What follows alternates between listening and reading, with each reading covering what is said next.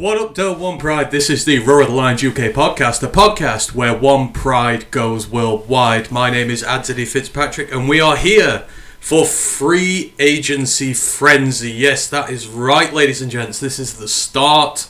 Technically, the new league season is 2 days away, but this is where all the fun starts to happen. The window opens up in 14 minutes when teams can start negotiating with free agents from all over, and a lot of the deals are usually dropped pretty quickly. So we thought, you know what, we're going to come online today. We're going to react to the deals as they happen. Is anything going to happen with the Lions? We don't know, but a lot already has. So hope you are all well today. It is just myself for the time being. So unfortunately over here, it is 3:45 in the afternoon, and a lot of the fellas are at work currently. I have Mondays off as a weekly thing anyhow, so I'm here, and if any of the others are going to drop by later, then that's fine. But if you've got any questions you want to ask, anything, please drop them in the comments. Keep me company over the next hour or so as we dive down into this. There's already quite a few people in here. I see Bobo Lands in there. He says hello from Melbourne, Florida.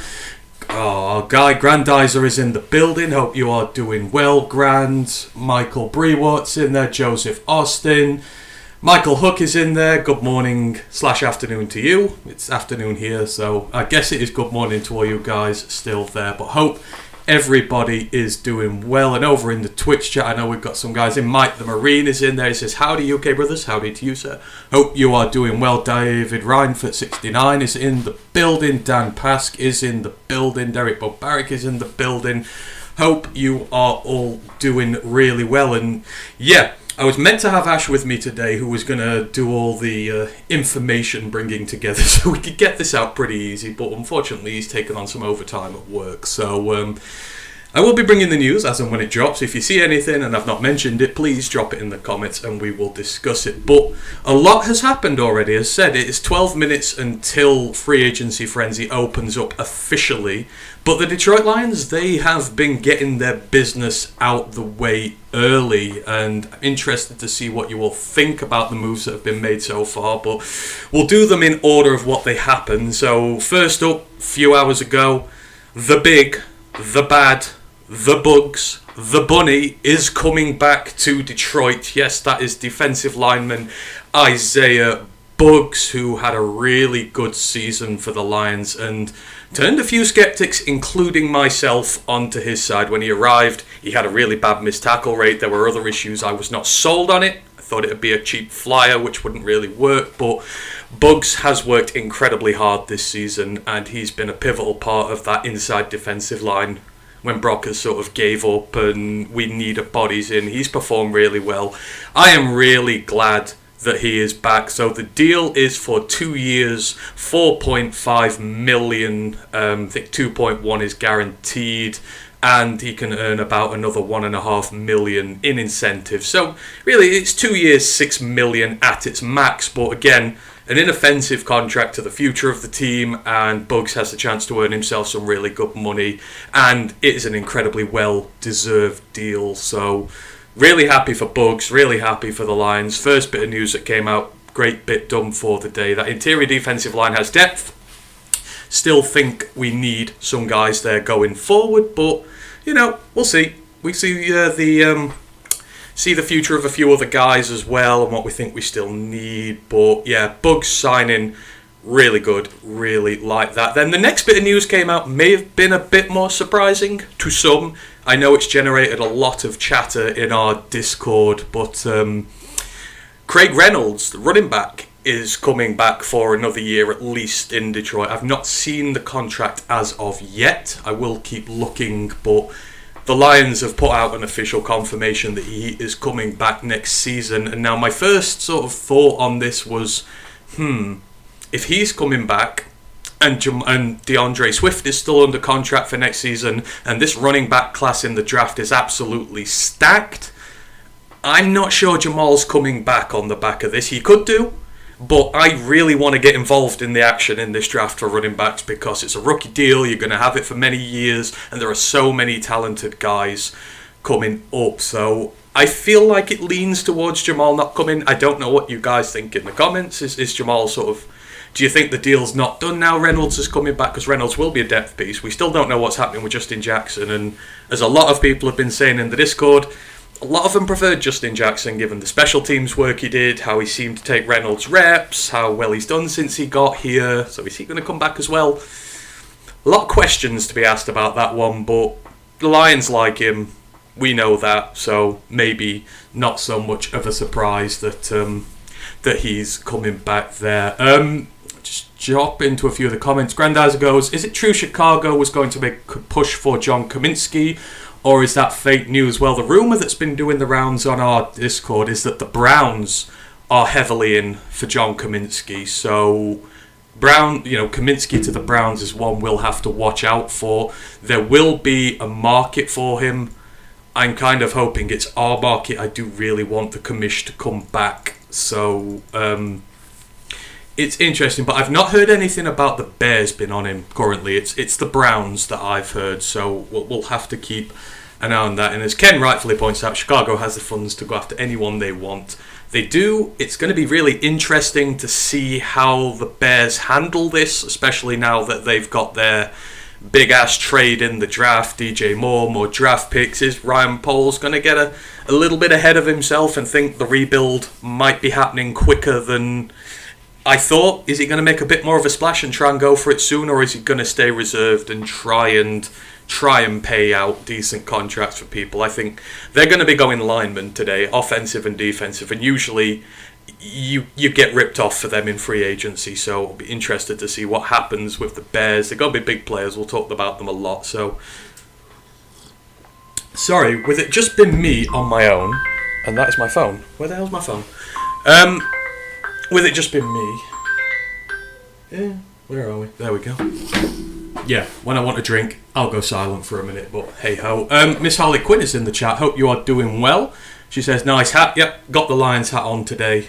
The hat comes out on special occasions, and today represents the next step of the evolution of Brad Holmes' team that's going to take us to a Super Bowl. Whether any big deals happen today or just re-signings, it's the next phase. There's new players or players coming back. It's always good fun, so I thought we will wear the hat on there as well. Let me just check the Twitch chat in there. Mike mentioned Craig Reynolds. So yeah, Reynolds is sort of some people like it, some people don't. We're going to have to see going forward. But Mike also says it's a good deal for Bugs. I think it's a real good deal for Bugs as well. It gives him good incentive to earn money, and it's still, again, it's not affecting our cap, and this is what Holmes has done. There's a lot of deals that just don't affect the cap, and if they don't work, no harm, no foul. We're in a very healthy cap situation. We don't have much, but we don't have many contracts which are really bogging us down. So yeah, Brad just continues to knock it out the park with the deals he is putting out there. Dan Pasco's, I think Jamal comes back. He might do. I think a lot of these guys, they're going to try free agency. They're going to see what's out there, and then if they don't like it, they'll come back. And I think the Lions, I said this on the show the other day, we were talking about I was on Luke's show, I think, the other day, and I was talking about this, and I'm not fussed about these guys going out and looking for deals in free agency. I think it is actively encouraged by the Lions. It's like, look, you've played really well, go out there, earn your money if someone wants to pay it you. If not, there is a deal here. You are more than welcome back. We want you back. Come and take it. And I think that's how it's working, and I have no issue with that whatsoever. Let me just remove this little sidebar here because it's always in the way. There we go. Right, and then, so we've had Reynolds, we've had Bugs, and then we had a list of exclusive rights free agents who also re-signed with us as well. So as I say, the Lions have been very busy. So defensive lineman Benito Jones, big bad Benito, he's going to be back for the year. So that's Benito and Bugs both locked in on the interior defensive line with Ali McNeil. So we've got the depth, we've got one of the starters. Are we just going to need one more starter in the draft? Quite possibly, but we've got the depth sorted. We've got the starter sorted. We're in a healthy position there. I'm glad Benito's back. I think Benito is another one who has earned his pay over the year. It was, again, a cheap deal when he came. It was a prove-it deal. And with so many of these Brad Holmes prove-it deals, the guys are working hard and they're earning more time here. That is how you build a good team. You draft incredibly well. And for the vets, you say, look, come and earn your contract and we'll give it you. And these guys are doing that. So I'm glad that Benito is back. I know, and if Matt, if you're listening while you're away on holiday, the very best one that happened, Scott Daly, the long snapper, is home for another season. The legendary long snapper, as I called him on Twitter. I know he'll be delighted with that, but special teams needs love. He got better as the season went on. I don't think he's as bad sometimes as he's made out to be.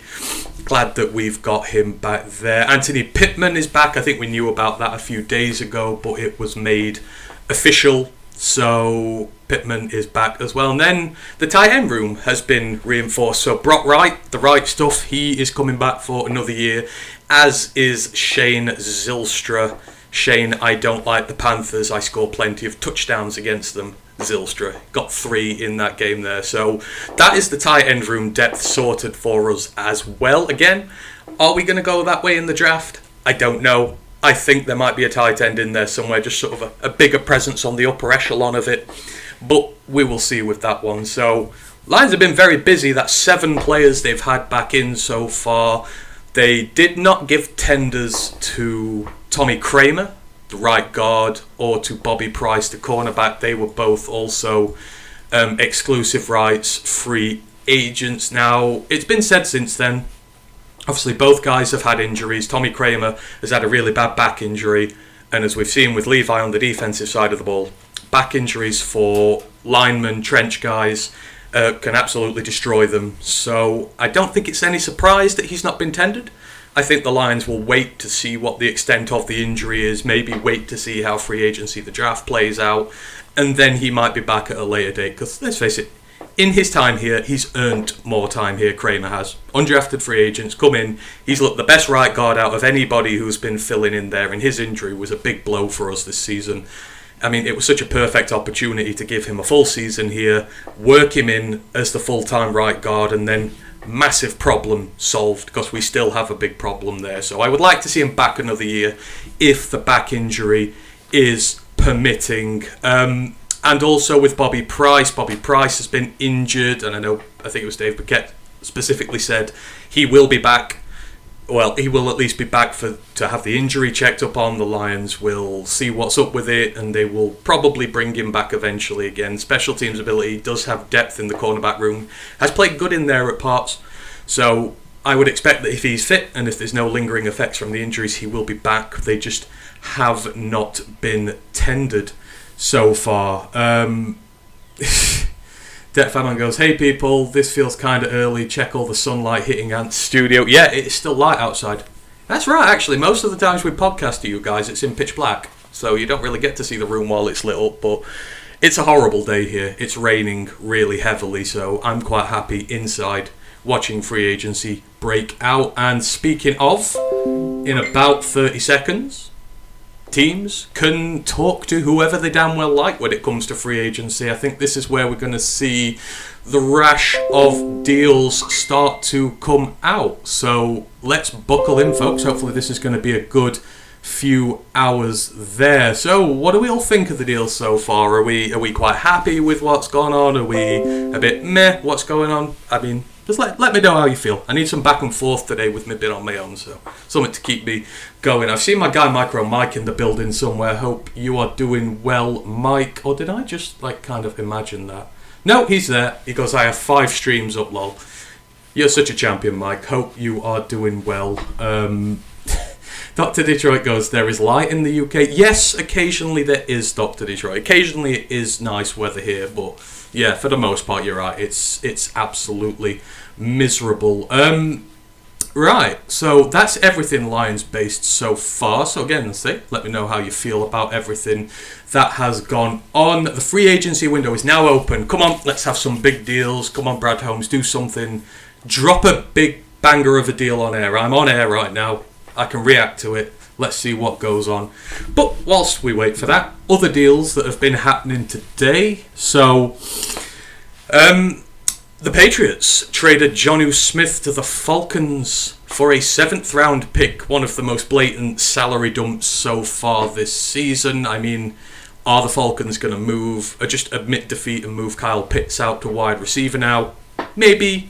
Are they going to run more two tight end sets with those two guys in there? Obviously, Jonnu Smith, Arthur Smith, they have a big history together. That feels like a really good move for the Falcons. Yes, it's expensive, but personnel-wise, you figure it's going to work out for them. In that division they're in at the minute, any advantage may win you the division very easily, because that NFC South is poor currently. Brent DeWitt is in the chat. He goes, morning all from snowy Michigan. The snow has gone from here. We had heavy snow 2 days ago and it's already disappeared because it's just rained and it's been miserable and everything has melted since. So didn't really even get to enjoy the snow here. So, yeah. Dr. Joe goes, meh and double meh. Yeah, the Lions free agency has not been... It's not been, well, let's say, fascinating these last few years. It's been a lot of one-year deals, a lot of flyers, no big moves. They needed to be because of the cap situation and the state of the team. We've had to build this sucker up through the draft. We've done that for 2 years now. We're going to do it for 3 this year. I think there are going to be some moves that we don't see coming this year. Maybe not the flashiest, but I think this is the year. They know the NFC North is there for the taking. And I think they will make a few moves towards going towards that. Because once you get an opportunity to get to the top of the division, if you can take it in a sensible and sustainable manner, you take it. Because some of these teams we're with could be very good very soon. So this is our time at this moment. Debt Fan Man goes, if the Lions were truly interested in Ramsey, he only went to Miami for a third and some tight end. What do you think we proposed for the trade? And should we be upset it didn't happen? I mean, that's a very good question. As the second the trade sort of capital came out for that, I'm like, uh-oh, we're not going to hear the end of this. This is going to go on for a long, long time. I mean, the thing with Ramsey, it's like the contract. He wants a reworked contract. Does he want more money? You don't know. You have to assume the Lions know what he's after, but already an expensive corner. If you're given a new deal, it's what does it do for your cap? What does it do for the team in general? Is it sustainable long term? I mean, he's a hell of a player. And again, complete upgrade for us. Like light years ahead of anything we have at this moment in time. But I don't know if I'm upset. It came out that Ramsey really wanted to go there. So you kind of have to figure into the equation that that his own personal preference came into it as well. So maybe we did offer more and he's just like, nah, I want to go to Miami. And you know, I think he's got a no-trade clause with the Rams as well, so he can refuse to go if he doesn't want to, but I'm not too fussed, I think, at the end of the day. I would rather Slay, and I know people will say the contract is bigger, well, as big, but it's only for 1 year. I mean, he knows Detroit, he loves Detroit, I think he's the perfect mentor, like a guy who's coming in, still playing at a really good level, but soon enough he'll make way for the emerging group of cornerbacks, because I still think we're going to take 2 studs in this draft. I still believe in Jerry, I still believe in Hefe. I just think it works better for us to have the 1 year, a lot of money, and then move it over to the guys of the future. So I know people will disagree, and you know, I understand completely why, but I think I'm okay with not getting Jalen. I think, just for my own personal preference, I think we're alright. I think we've avoided one there. I'd just rather go through the draft and rebuild the room from scratch, because we need to. We need to create our own guys at corner. We've done it at other positions. Now we need to start looking in the secondary. Dr. Detroit goes, I'm not mad about Ramsey. No, me neither. My man Lions Rumble's in the building. The best beard in One Pride. Hope you're doing well, Rumble. It goes, seize the opportunity. The NFC North is ours. I think it will be. I think with patience. I think with, Brad Holmes just steadily building this thing up, not taking any undue risks, that the rewards are going to come sooner rather than later. So, yeah, seize the opportunity. Michael Hook goes, Gonzo versus Slay, long-term versus short-term. I say draft Gonzo. I'm assuming that means Gonzalez from the draft. I mean, I'd trade for Slay and I'd still draft 2 elite corners. Have 2 elite corners, Hefe and Jerry under him, learning. I think that would be a tremendous group, instantly and long term, because I think you'll get starters out this draft straight away. So, for me, it's the best of both worlds, and you're not compromising your cap long term, because Ramsey will have a contract for 2 or 3 years, which has a lot of cap invested in it. So, I'd just rather not do that. To Detroit goes, I like Dean. I know a lot of people like Dean, and a lot of people want to see that move made today. So, yeah. Will it happen? I don't know. He's going to command a lot of money. It's like Tremaine Edmonds. I just don't know what sort of... I think there's going to be a lot of people out there who want to get these guys, and I think it's going to push prices up. And if prices start getting pushed up big, then we're not going to do that. I don't think we're going to get involved. I don't think we're going to risk the rebuild as we do. What other moves have happened so far? So the Falcons, I say big movers. They've traded for Jonnu Smith. They've given their guard Chris Lindstrom 5 years, 105 million extension. So obviously it depends on how it works out, but that works out about 21 million a season for a guard.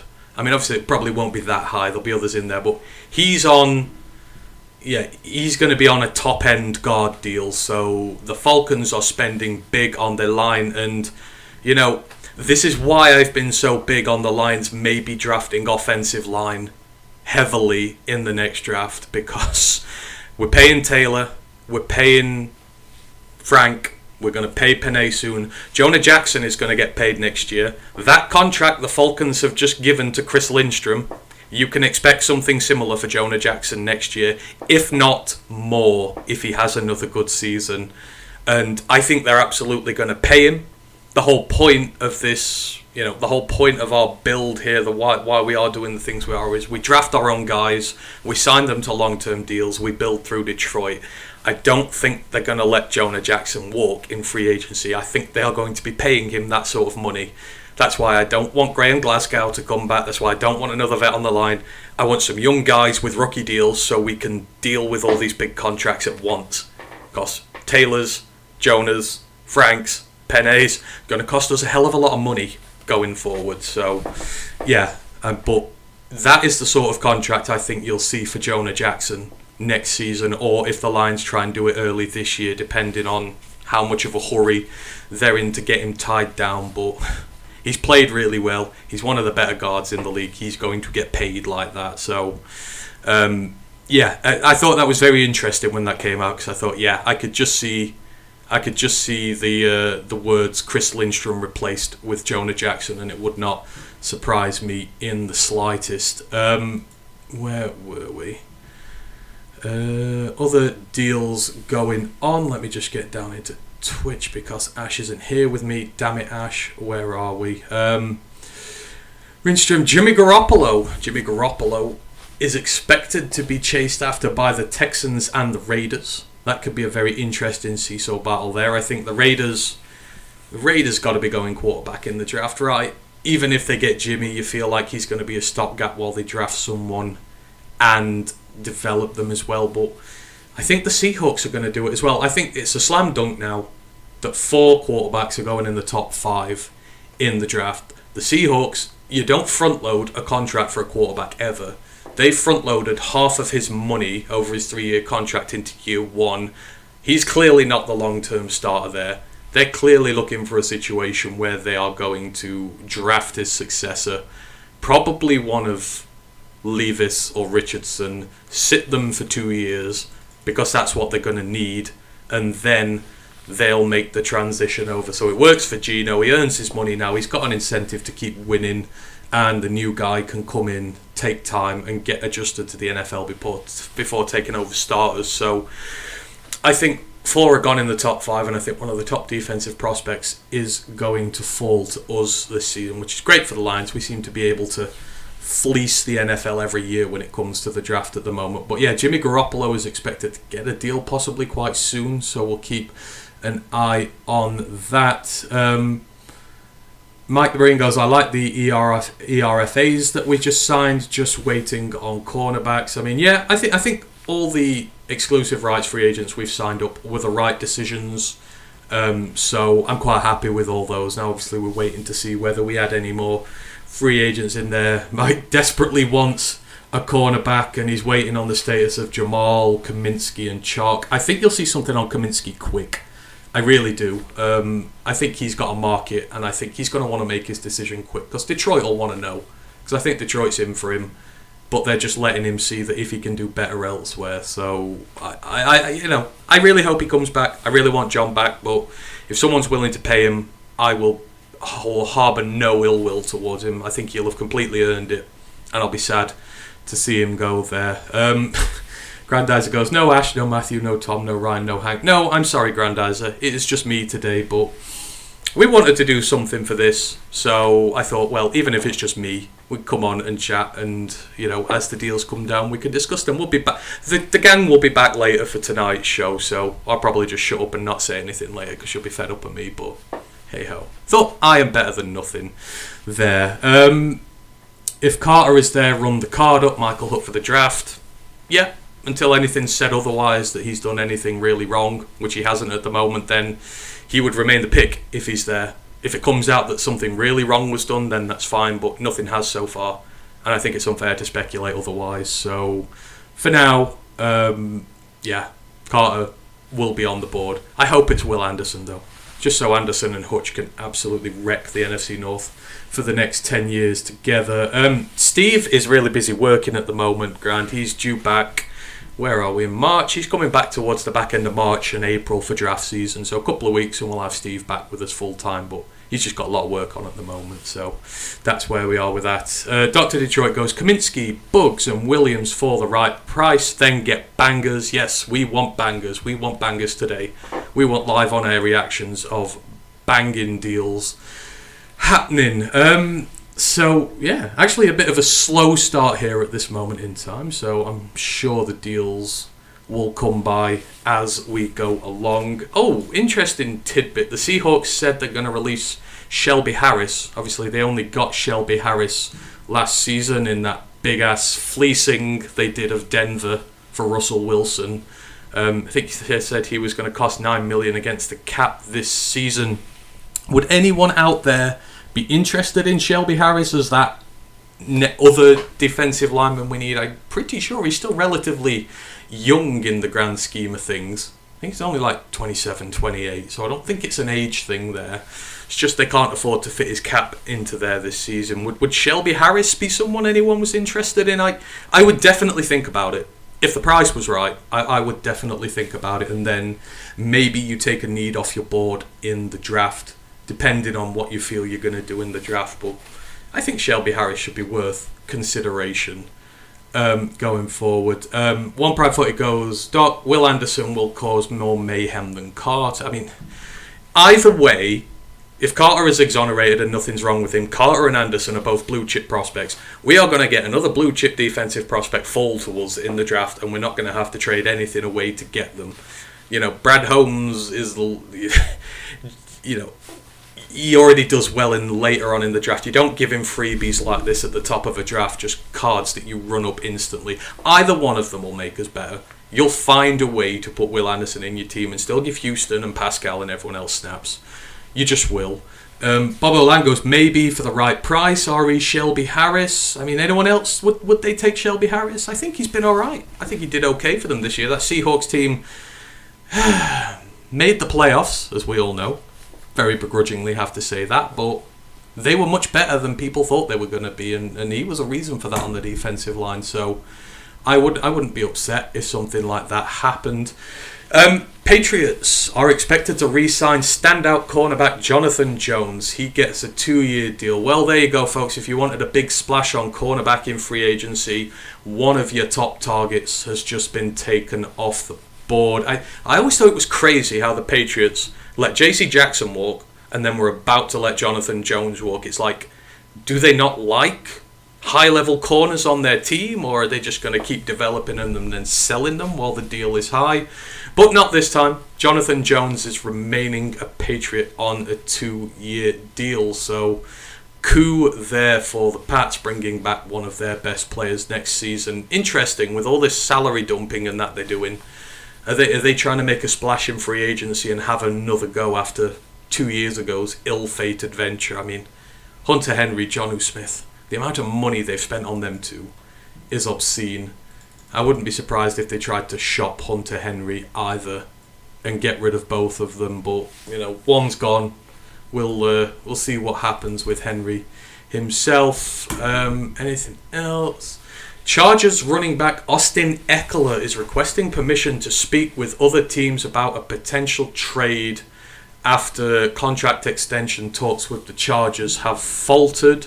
So Austin Eckler maybe on the board. I mean, not going to do this thing where lines should look into every player who's coming on there, but are there any Austin Eckler fans out there who would like to see him on the lines? I mean, personally for me, with running back, I want to hit the draft. There's so many talented running backs in the draft this year that I'm all over them. I would rather go that way. And with Craig Reynolds back, you've got Reynolds, you've got Swift, maybe Jamal, I don't know. I just want to take advantage of this draft because the room's bare after this season. So we need to get, so I'm not going to spend big on a guy. But yeah, are there any Austin Eckler fans out there? Maybe. Tim goes, do you think we sign Jamal back? I don't think we will. I'm the same. I don't think you bring Craig Reynolds back if Jamal's coming back. Because for me, you've got Jamal, you've got Swift, and I'm dead certain they're going to draft one. So you've got 3 guys there. I wouldn't bring Jamal back as a 4th guy. I wouldn't just bother with Reynolds at all if he's going to be my running back 4. So I could be reading it completely wrong. I just don't think they're going to. That's my interpretation of Reynolds coming back. That the Jamal won't, but I could very clearly be wrong, and maybe I will be as as time goes along. Detfab, and Matt's not here, but isn't Trey Flowers available? Yes, I believe he is. Unfortunately, that is a joke for when Matt is back. He's on holiday at the moment, so unless he's listening in, hi Matt, Trey Flowers highlights, but I don't know. One Pride 40 goes, do you think Cansey will be there in the second? No, purely because the defensive tackle class at the top of this year's draft is poor. I mean, not poor, but there's a lack of depth. I mean, after Brzee and Carter, there's not really that many people. I've got Benton as my tackle 3, as my DT 3. I think Benton will go first, but I just think the lack of defensive tackles, I think, will push the price of them up. So I don't think Cansey will be there in the second. I don't think he'll be there halfway through the teens, to be fair. I think someone's going to fall in love with the Aaron Donald comp and overpay for him. But I think a lot of the DTs are going to get overpaid for this year. Jameson Hennessy goes, he's a good running back regarding Eckler. Yes, he is. Austin Eckler is a really good running back. There's a stacked class out there at the minute, so who knows? Maybe a vet will come in if Jamal goes. I just don't know what his price band will be currently, so I don't know. We'll see with that. Ken goes, Harris is 31, 6'2", 290 pounds. He is due 12.2 million in 2023. Over the cap valued his play at 5.3 million last season. Is that Shelby or Charles? Shelby's getting cut, so his contract will be null and void if he gets cut. So we can just give him a new contract and bring it down. So yeah, I'm not sure. We'll see with that one. Who else is there? Eagles free agent linebacker TJ Edwards plans to sign with the Chicago Bears. Here we go. The Bears have started business early, so TJ Edwards from the Bears. While I'm here, let's have a quick look at him. What are they getting? TJ Edwards. Oh, of course, it's not going to let me do it that way. Edwards. There's going to be a lot of players named Edwards there. I think it was to be expected that the Bears were going to make a lot of moves really early in here, and linebacker's the first place they've gone, so we'll see. He's number 57 for Philly. So this season, oh boy, 1,183 snaps on the year, 11 pressures, 2 sacks, 3 quarterback hits, 6 quarterback hurries. Oh my god, 135 tackles, 38 assisted, 20 missed, which is a 10% rate, 54 run stops, and in coverage, wow, he was done in coverage a lot. 81 targets, 55 receptions for 413 yards, no touchdowns, 8 pass breakups as well. So, hey, that sounds like a bit of a steal there for the Bears. Eagles are absolutely tearing apart that defensive roster. They're not bringing anybody back. So, I will be interested to see what they've signed him at, because those stats there, he's had a really good year. So, it's a 3-year deal. We'll see very shortly as to how much it's for, but oh, it's not that bad. He gets 19.5 million over 3 years with 12 million guaranteed. That, on the face of it, seems like a really good deal for the Bears. So yeah, that one sucks a little bit. They are going to be a lot more competitive going into this season. Big Aries just mentioned it on Twitch. TJ Edwards to the Bears. It also says, who takes a holiday when free agency opens? Amateurs. Yes, Matthew, I hope you're listening. I've got to do all this stuff today and you're on holiday enjoying yourself. I hope you're having a good time though, buddy, if you are listening. So yeah, Bears make the first big move off free agency. Not unexpected whatsoever. Bears have a lot of money to spend. Yes, they have a ton. Oh dear. Grandizer goes, he is a tackling machine. Yes. Well over 100 tackles on the season, nearly 140. That's crazy. That makes Anzalone's numbers look small, and Anzalone tackles a hell of a lot at this level. So, yeah, little bit of a slower start here, but hopefully some more moves are going to start piling through soon. Lions still quiet as of now. So yeah, Jonathan Jones off the board, TJ Edwards off the board. Who are we still wanting out in free agency at the minute? Is there anyone out there that people are really desperate for? Again, put them in the comments if you do. We'll discuss them. I mean, I'm not sure at this moment in time. I do want us to trade for Slay, but I can understand why that wouldn't go down incredibly well, especially given his age and the amount of money that he's owed. But I just think it makes complete and utter sense for us. Other news. Let's have a look at other news that has happened today. So Donald Parham, the Chargers tight end, is not expected to be tendered. He is a restricted free agent, but that comes with these restricted free agent deals come with a minimum amount of money paid. So they might just let his contract run out, then pay him less. That might be a thing that happens there, because I thought they happened to quite like him. Cam Jordan, the Saints defensive end, they are reworking his contract out to save the team $10 million against the cap, as the Saints struggle once again to get under the cap number for this year. Now, I think it's just I don't get why they're doing things the way they do. Everyone calls Mickey Loomis, their GM, a genius, but you should see the amount of money they push through every single season. Their cap is a mess and their team is regressing and they're losing top tier talent every season because of it. It is just absolutely something I would not want our team to do. So, that's why I don't think we're going to make much of a move in free agency here. I think if we did, you would have seen Brad Holmes start to touch some contracts at this point, because he can free up about $53 million through restructures, but he doesn't like doing restructures. We've only got 3 on the entire roster, 3 players who've been restructured. 2 of them were for in-season funds for emergency because of the sheer amount of injuries we've had, and we had no cap. So he's only restructured contracts really when he's been forced to, and I don't really see that changing at this moment in time. I know Mike's been saying the big belief that they are going to rework Big V's contract. He is going to take a pay cut and come back on lesser money, which will free up a bit more room. But I think if he was going to make a splash, he'd probably have touched some contracts by now, and he hasn't. So I don't know. We'll see with it. He may go down the backload route, but again, he's not really given contracts out which threaten the franchise. They've been 1-year deals, incentives on them, nothing too major. The biggest one he sent out is like DJ's, which was for 10 last season. So again, I can't really see it changing there. Mike the Marine goes, darn good deal for Edwards. Yes, it is a very good deal for Edwards. And New Orleans is getting older. Yes, they are. You want to see the mess of their contracts on Spot Rack. You have a look through them, the amount of dead money it costs to get rid of some of these. Like Cam himself this year costs like $43 million in debt if they want to cut him, and he's 32 years old. And they're just pushing that money into the future, and it's going to cost more and more as you go along. It's just not a sustainable business model. So, yeah, I just can't. They're going to have to push it sooner or later. They got Carr in. They're going to give Carr a load of money. If you look at Carr's contract, it's backloaded. So they'll start restructuring it next year. They'll start pushing it back. They're not getting younger.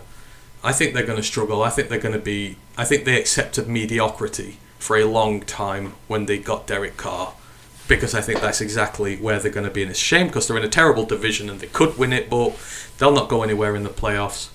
after that. Grandizer says Tremaine Edmonds. Yes, yeah. In an ideal world, I would love Tremaine Edmonds here on the Lions, but it's his price bracket, and there's going to be fierce competition for him. You're going to be paying probably upwards of 15-20 million a year for him, so that feels like a move we'd make this time next year. I feel like this time next year is like when we'll be, for the first time, really considering a team that can make a deep run into the playoffs, and that's the kind of guy you get in to be like, right, here we go, we're going all in. This is our time, this is our run. But again, I could be wrong. They've said all along, if they find the right player, they will give him the contract that he requires, whether it's an expensive one or a not so expensive one. It's all about the player and their ability to fit the system. So if they really like Tremaine Edmonds and he wants to come here, they might make it done. Bob Olan goes, Dean. Yeah, a lot of people want Dean. A lot of people want a cornerback here, and I know they'll be desperate for one today. So, yeah, there are a few out there. There are not too many. I just think corners a draft thing this year.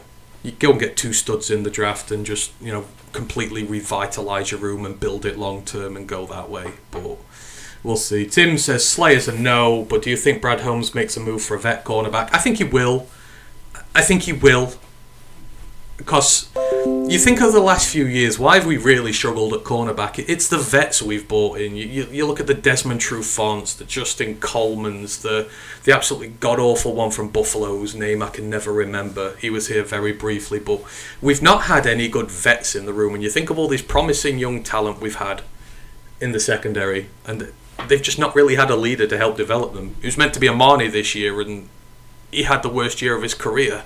It's just like, we just don't seem to have any luck there. So they really do need to find a leader for the secondary. Somebody, anybody, for the corners in particular. I know Tracy's there for safety, but they need a veteran corner in, who's got the right attitude, and it's like Bugs. They need like a Bugs in there, someone who's just going to get them G'd up, who's going to keep them going, keep them fresh, and just keep pushing them. That's what Bugs brings to the room. So they've got to. I think he's got to make a move for a vet cornerback this year, because it's just such a gaping hole. And like I say, it's very young. It's really young. Jerry's still young. The corners from the draft will be young. Need a steady hand. And you've seen that if you've got a steady hand next to a guy, you can make it quick in the NFL. The adjustment to corner is not so bad out of college if you've got the right personnel next to a young guy. So, yeah, I think they will go corner. I think we will see one sooner rather than later. Big Aries says, Diana Rossini on Twitter, Bears looking at McGlinchey. I've seen the Bears heavily linked to Mike McGlinchey. And you know what? I would love that, because they are going to pay him nearly upwards of $20 million a year.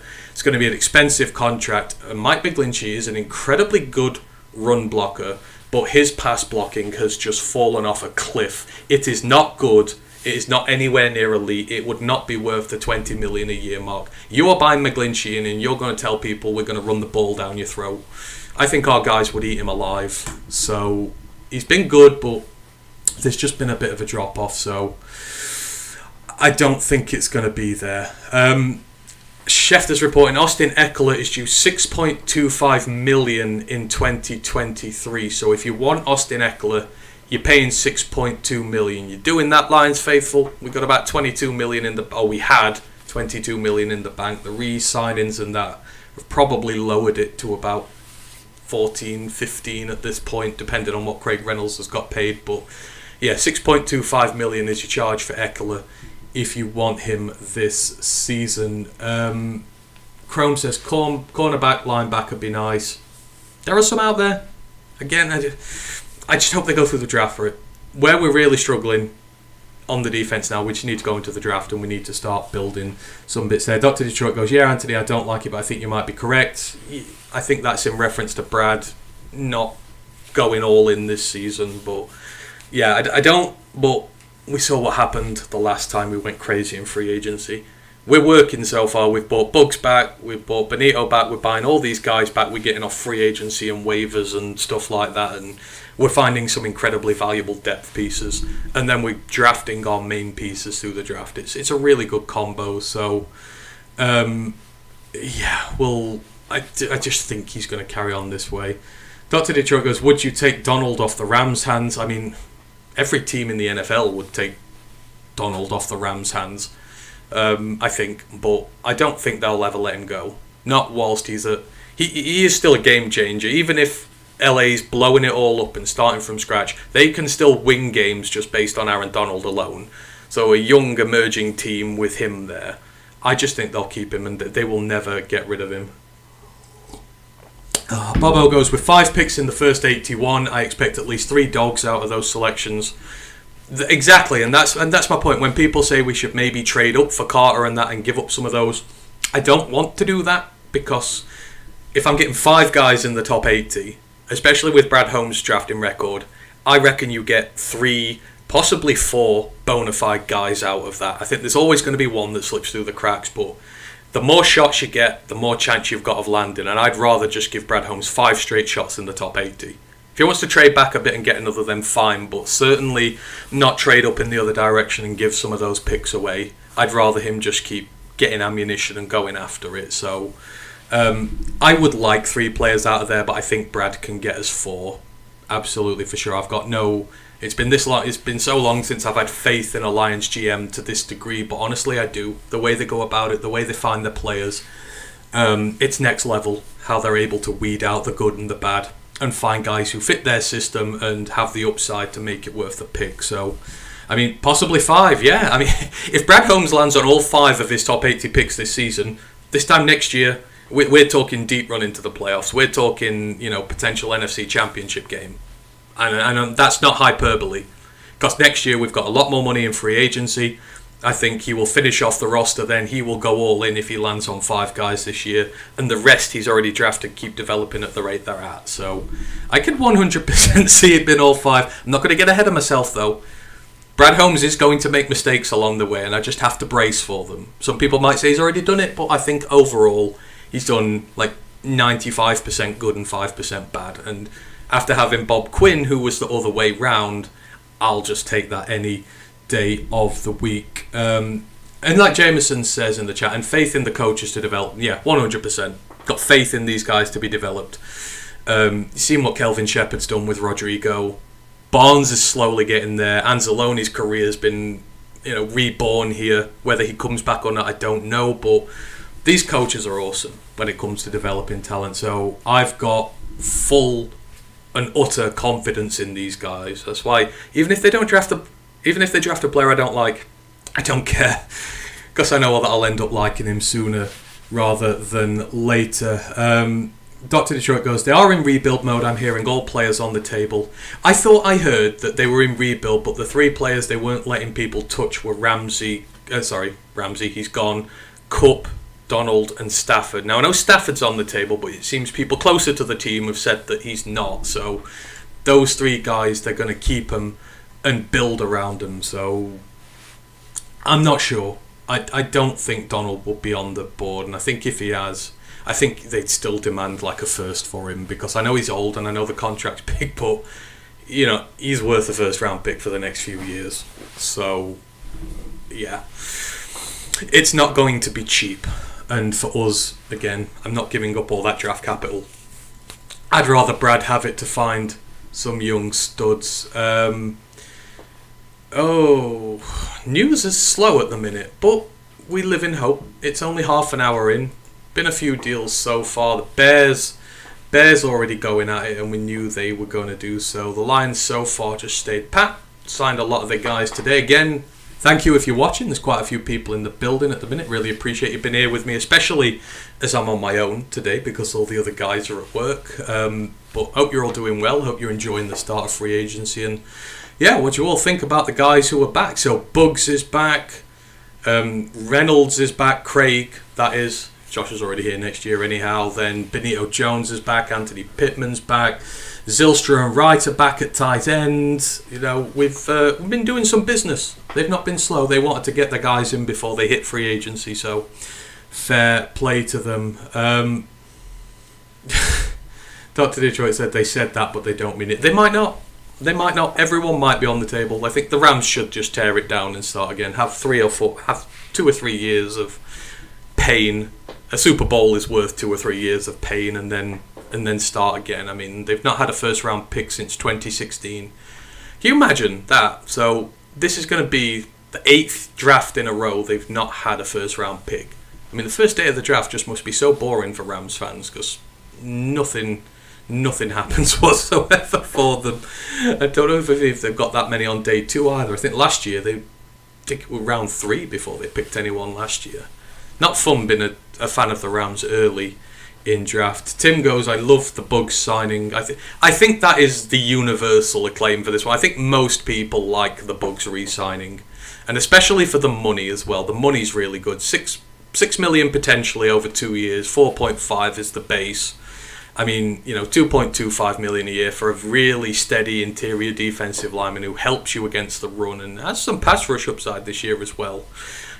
That's really good value for money. And it means you don't have to go rooting around for D-line depth in the draft now. You can focus your attempts elsewhere. So, yeah, absolutely no issues with that one. Where have I been mentioned in here? The Chargers are expected to pursue safety John Johnson III, who will be released by the Browns this week per source. That would reunite Johnson with Brandon Staley from their Rams days. Now that's interesting because Mike said we were hard after John Johnson. So maybe there's a bit of competition there. I don't know whether that's going to be a thing for us, whether we're going to have to... I know we were in for him a few years ago when he got his big money deal with the Browns, but I think it was at that time, it was the start of the rebuild. It was Brad Holmes' first year. It was just not going to happen with the money he wanted. Brad had no money at the time, but he's dropped off. So I think it would have to be a cheaper deal for me to get on board, really, and like that one. So yeah, John Johnson, any takers for John Johnson out there at safety? Anyone want a free agency safety, or do you just want to go back into the draft and get another guy again? Again, I'm sort of on draft side here. I think I'd go and get another young guy and try and bring back my guys from last year at safety, give them another year. Elliott specifically, get him back for another year and get another rookie and keep building through there. Speaking of, great news today regarding Tracy Walker, saying he might even be fit for OTAs after his Achilles injury. Now, I'm going to hang a massive asterisk with this one because I remember what happened. I think it was with Eckler, who came back so quick from injury, just didn't look the same again. I'm worried that Tracy's coming back too soon. But he's got an entire off-season, so it's not like he's coming back at the start of a season off of injury really quick. But it's really good to see him running around again, and we need him next year. So if he can get himself fully fit and ready to go, that'll be such a big boost for our team. So, yeah, I'm really happy Tracy has seemingly beaten his injury in such a short amount of time. That's a great one. Ravens are releasing defensive end Calais Campbell. I think... Isn't Calais Campbell like 35 or something now? He's quite old. Or am I thinking of the other guy there? I could be wrong. But Ravens, Calais Campbell, he has been released. And, interesting one here for you, One Pride. So the Bucs are exploring trade possibilities with guard Shaq Mason. With a $9.6 million cap hit, Mason could become a cap casualty for the Bucs. A quality guard ready to enter the market. Now, I've made my intentions clear on this. I want to draft a guard because of the situation with contracts and the amount of money we're going to be putting into the line. But anyone else think differently? You put Shaq Mason into our offensive line, then yeah, it becomes really good really quickly. It's a $9.6 million cap hit, which is similar to a little less than what Big V's on this year. Obviously, you would have to cut him if that was the case. But anyone on board the Shaq Mason train to the Lions?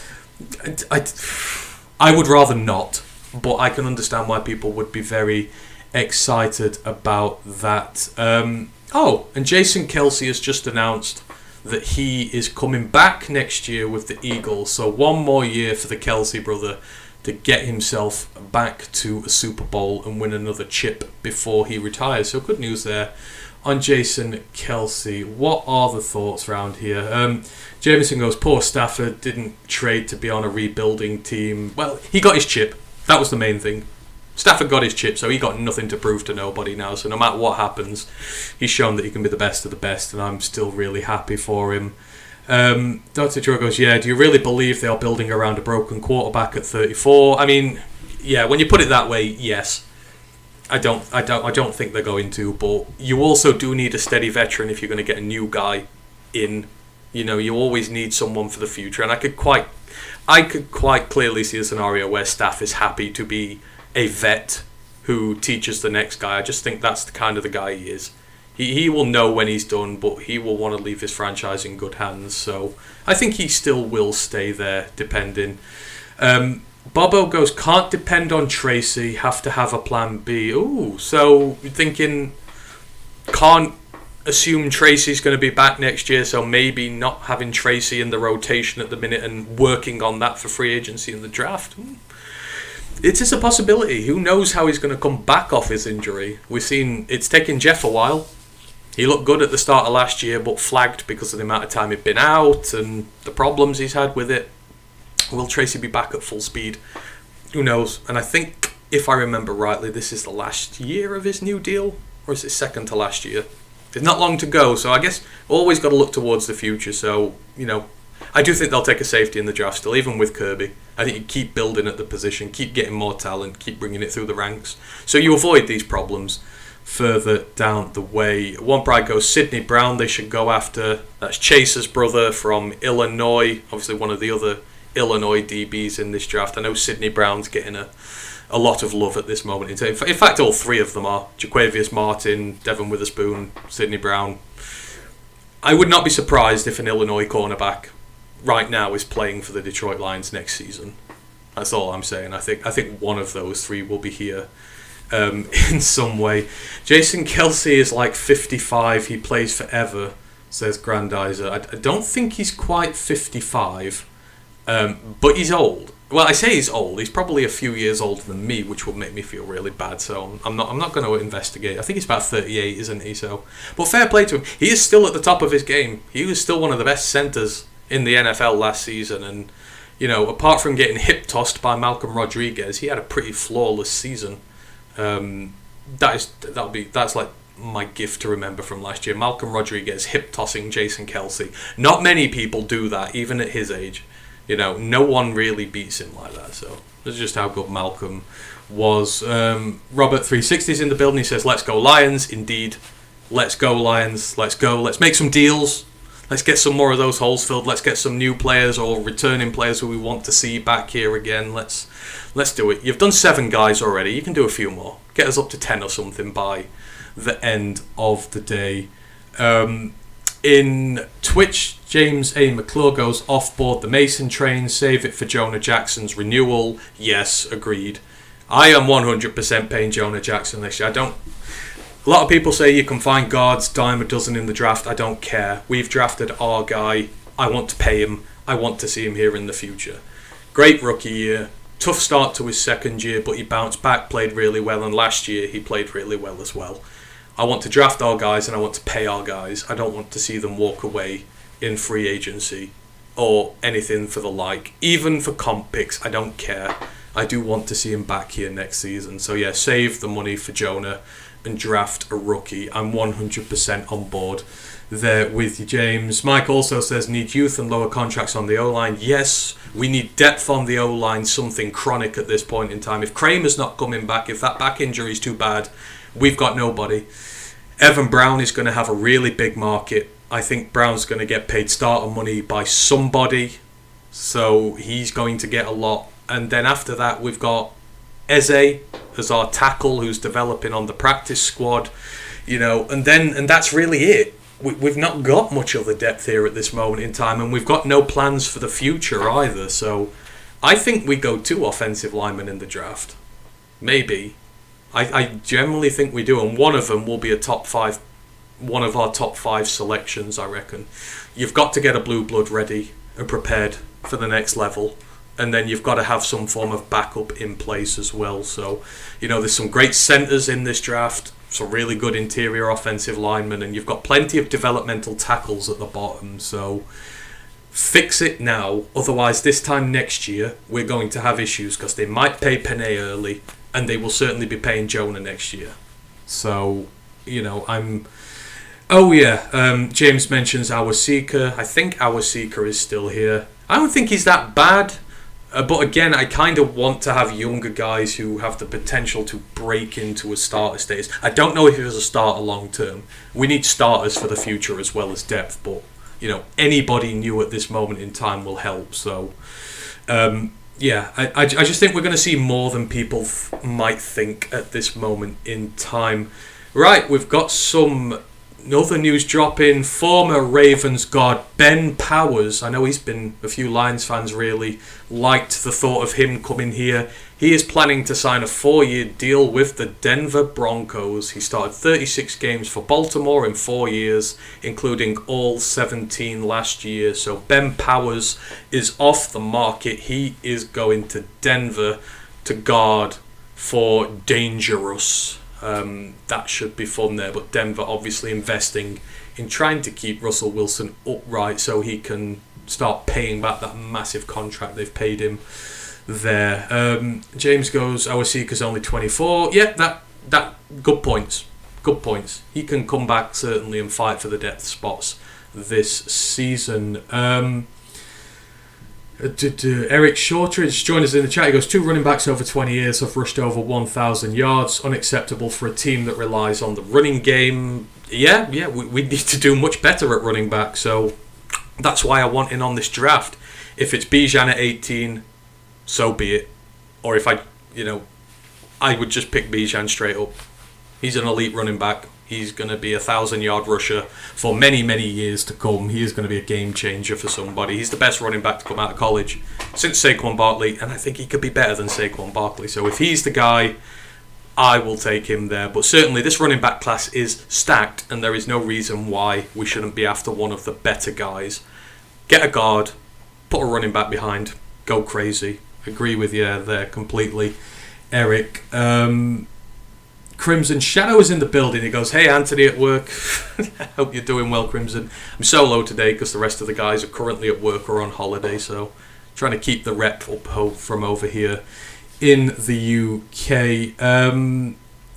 Mile mark at 301. Isn't it something to be upbeat for the upcoming season? Isn't it just? I'm sat here with like a smile on my face. This is just...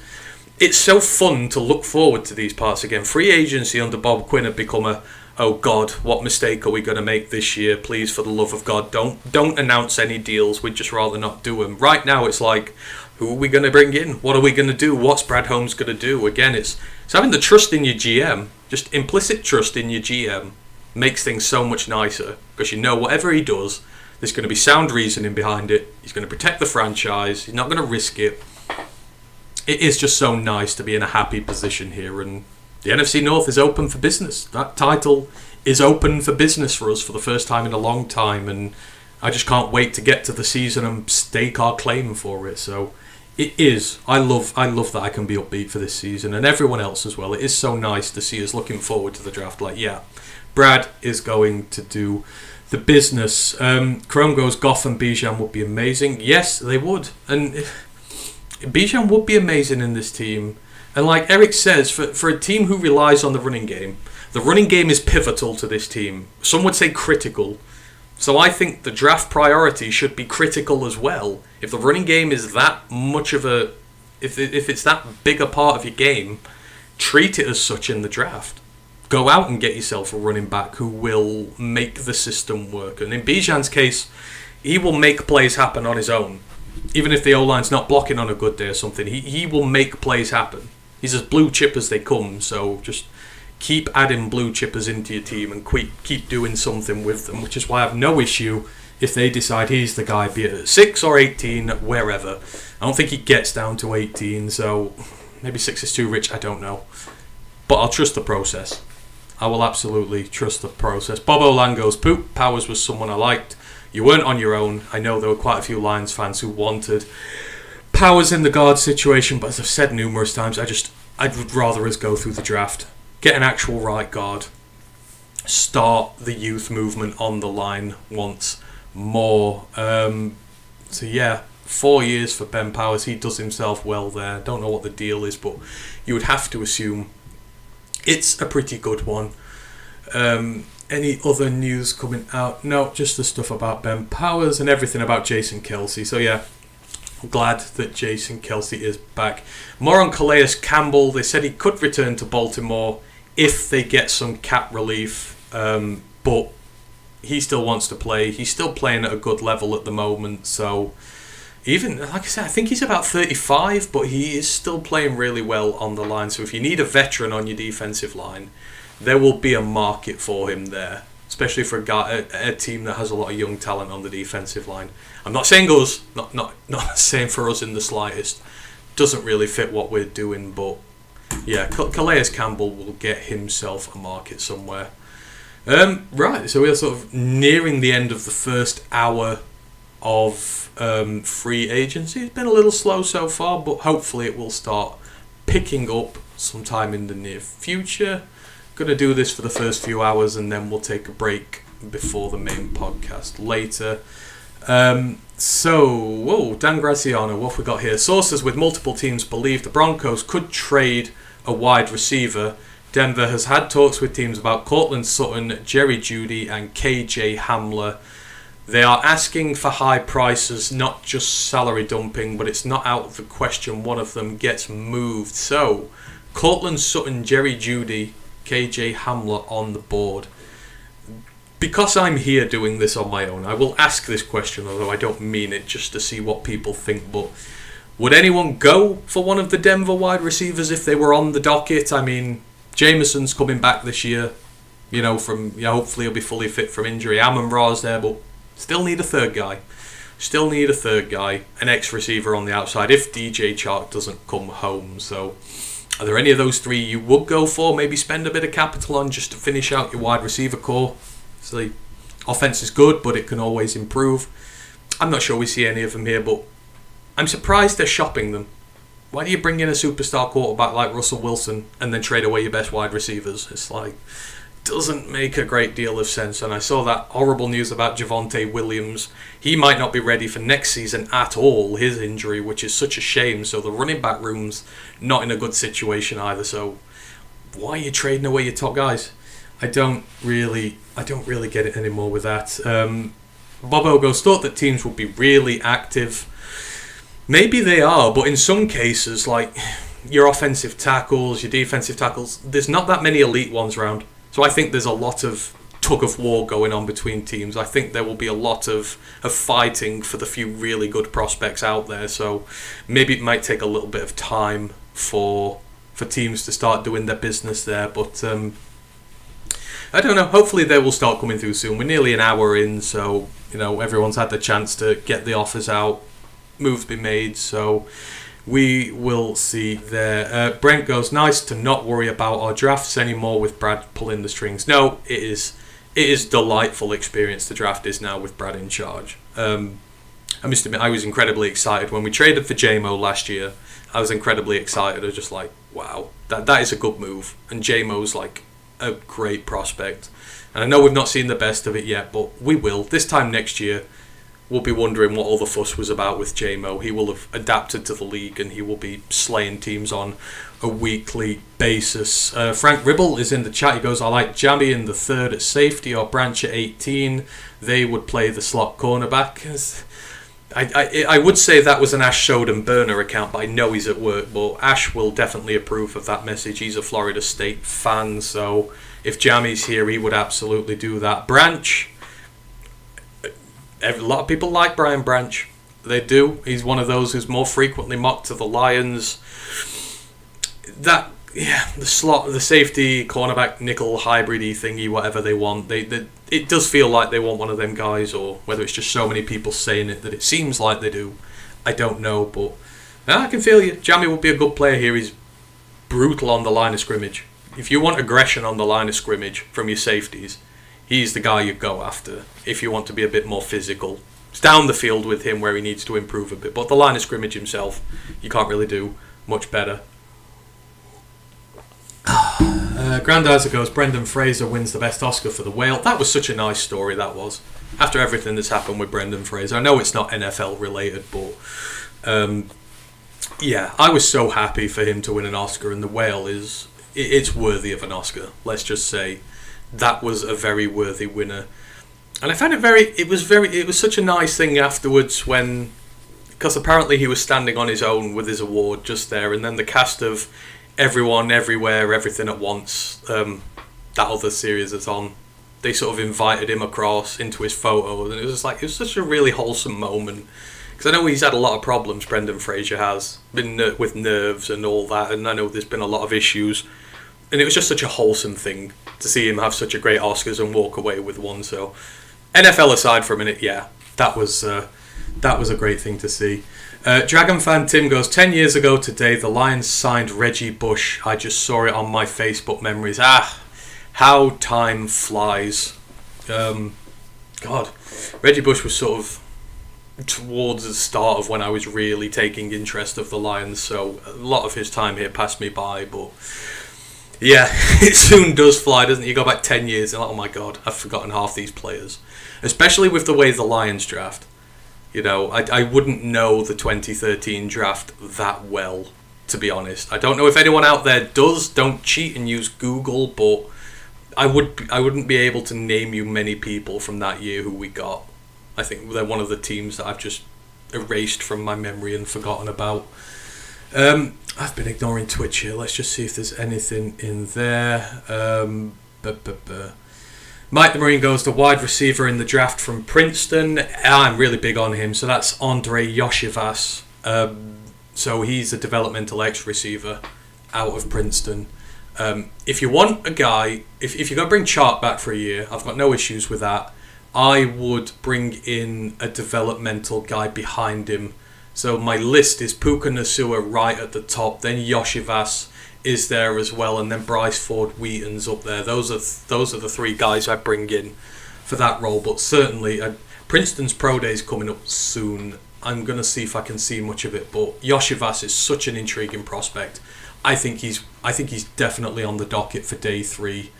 If he's there. Big Aries, so Ben Powers is a 4-year, $52 million deal with $28.5 million guaranteed. I mean, that seems a decent deal.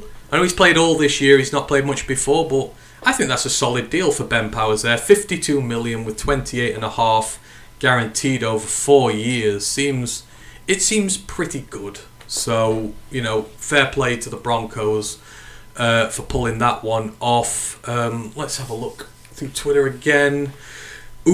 Falcons have agreed to terms with defensive tackle David Onyemata. So that reunites him with defensive coordinator Ryan Nielsen. So Onyemata is gone from the Saints.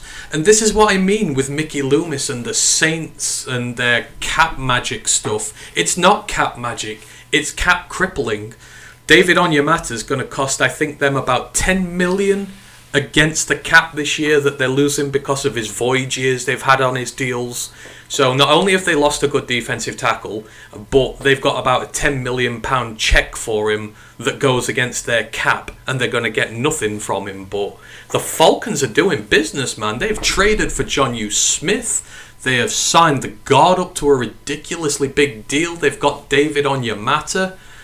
Yeah, that's the good work from the Falcons so far. That NFC South is wide open. So, they are doing some good business at this moment in time. Depends what the deal is, but, that's solid. They need help on the trenches. They've locked in their best guard. They've got themselves a decent tackle in Onyemata. He's a good player. And once again, the Saints lose out because of the money situation. NFC North news. And it is Green Bay Packers related, but I'm not going to do what rap is and tease it.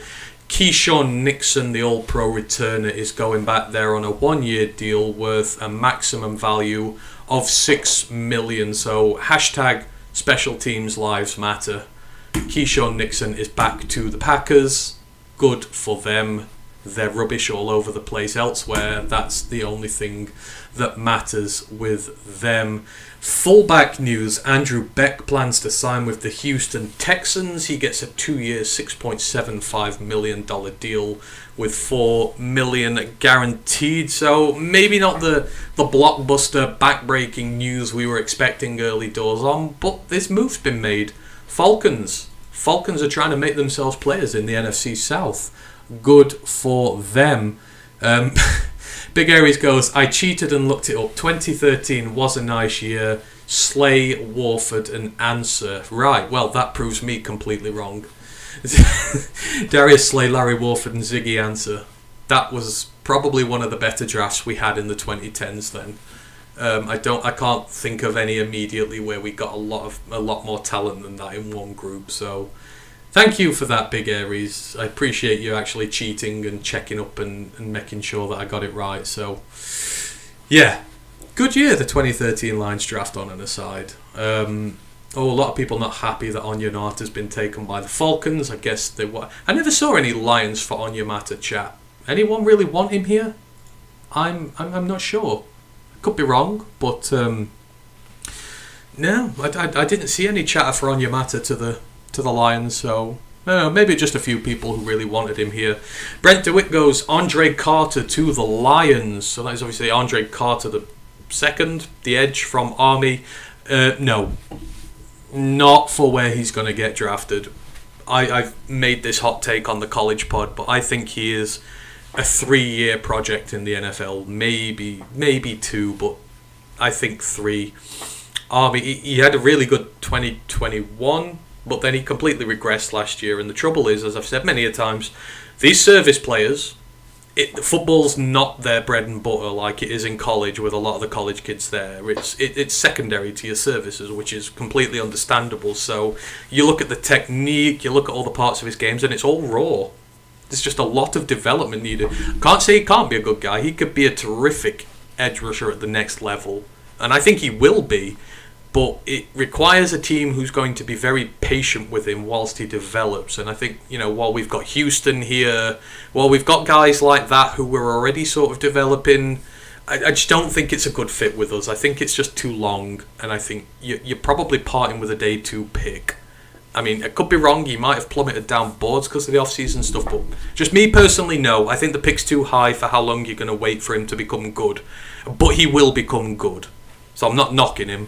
Just not on our timeline, personally, for me. Lions talk by Chatsports. Micro Mike saying it looks like Jamal is coming back. Is Micro Mike breaking news on the thread? Jamal possibly coming back?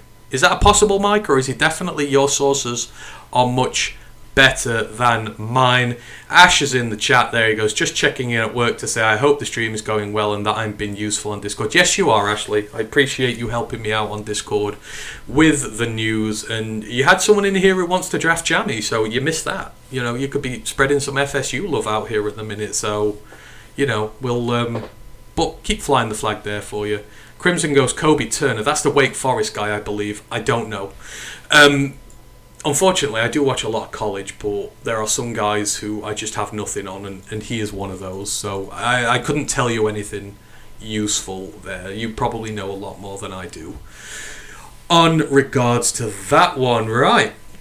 First hour is done and dusted. Thank you everyone who's on the stream and is still sticking with me just with this monologue here. I hope you're finding this useful in some way, shape or form. If you've got any questions or anything, just put them in there. If you've got anything you want to say about free agency, please do put it in there and give me something to keep going with. I don't want to sort of go silent and stop talking because I've got nothing left to talk about. Derek Bo Barrett goes, possibly isn't news. Is that the Jamal stuff? I don't know.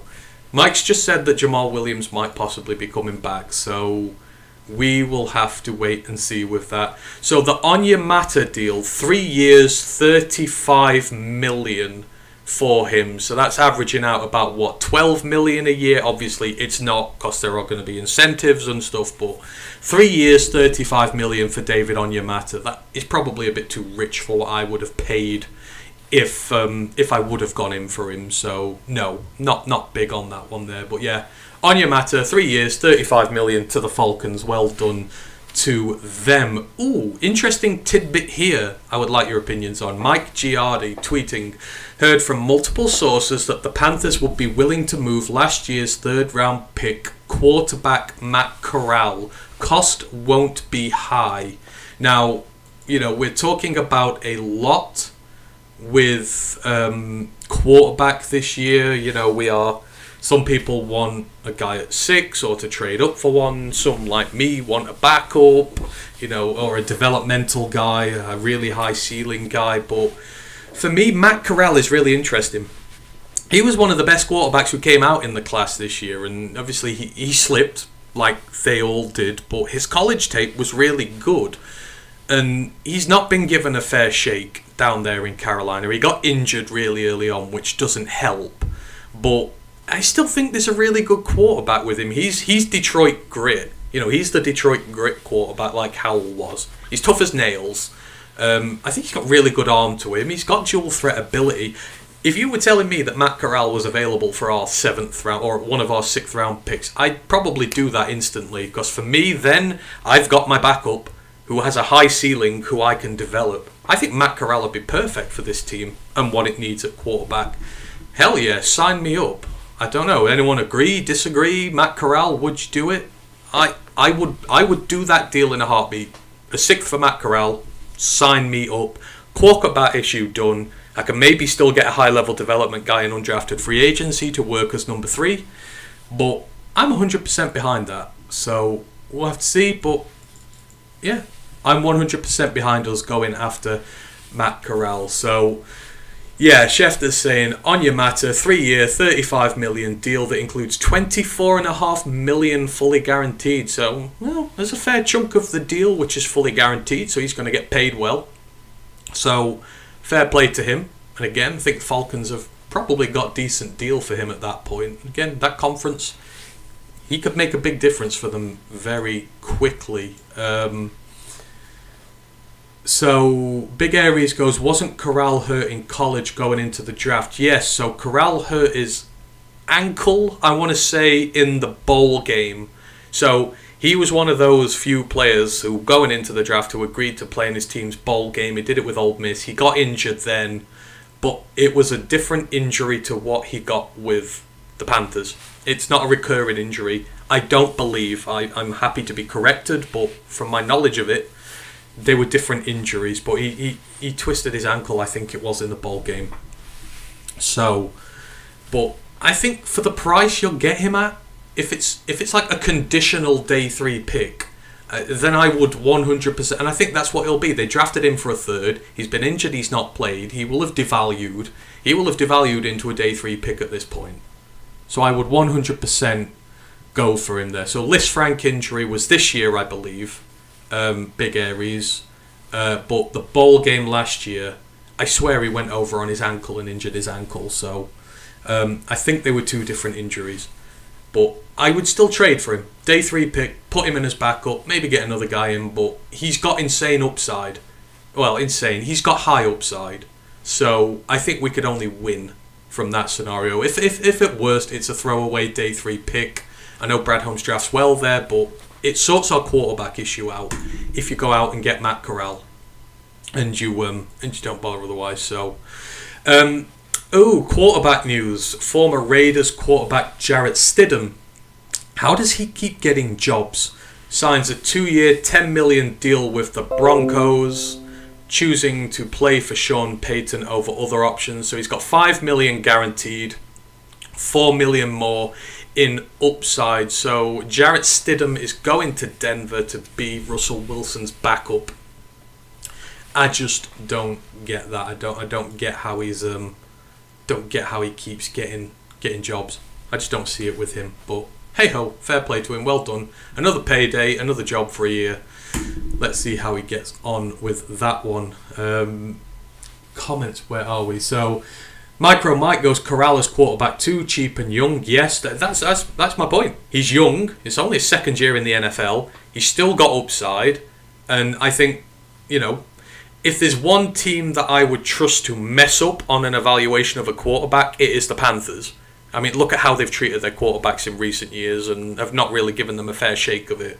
So I'm willing to believe it's the Panthers who've screwed him over and that there is still a good player in there. I think he was a really good college player. He's got everything you want. Go out and get him, Lions. 6th round pick, I will quite happily do that. Austin Damon goes, does he have bad knees? I don't think so. Not been on a report. It was just an unfortunate injury in camp which ruled him out, and it happens. You saw with Trey Lance.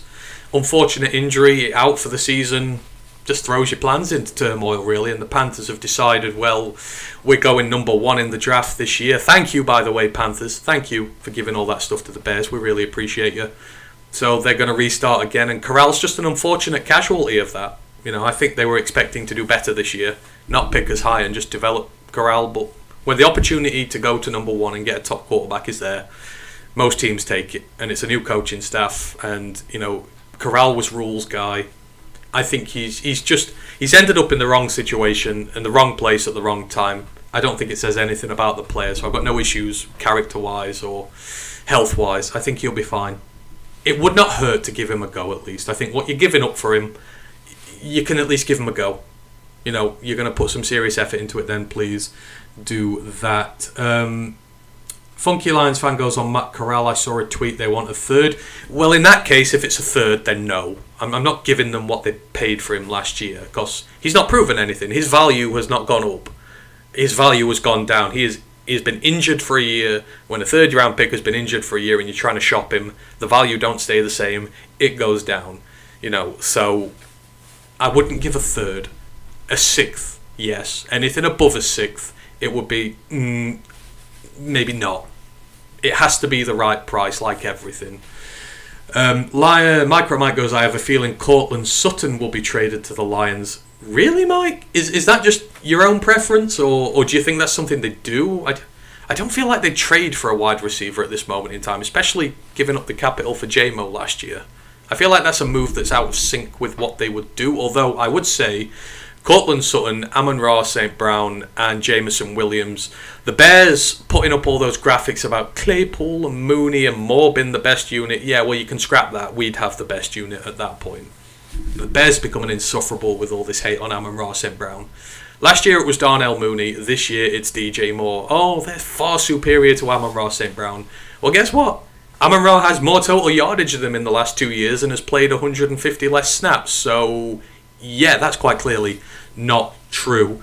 Bobo goes, watch the Bears draft a QB at 9, lol. That would be funny. That would be like something the Raiders would do. But yeah, that would be hilarious.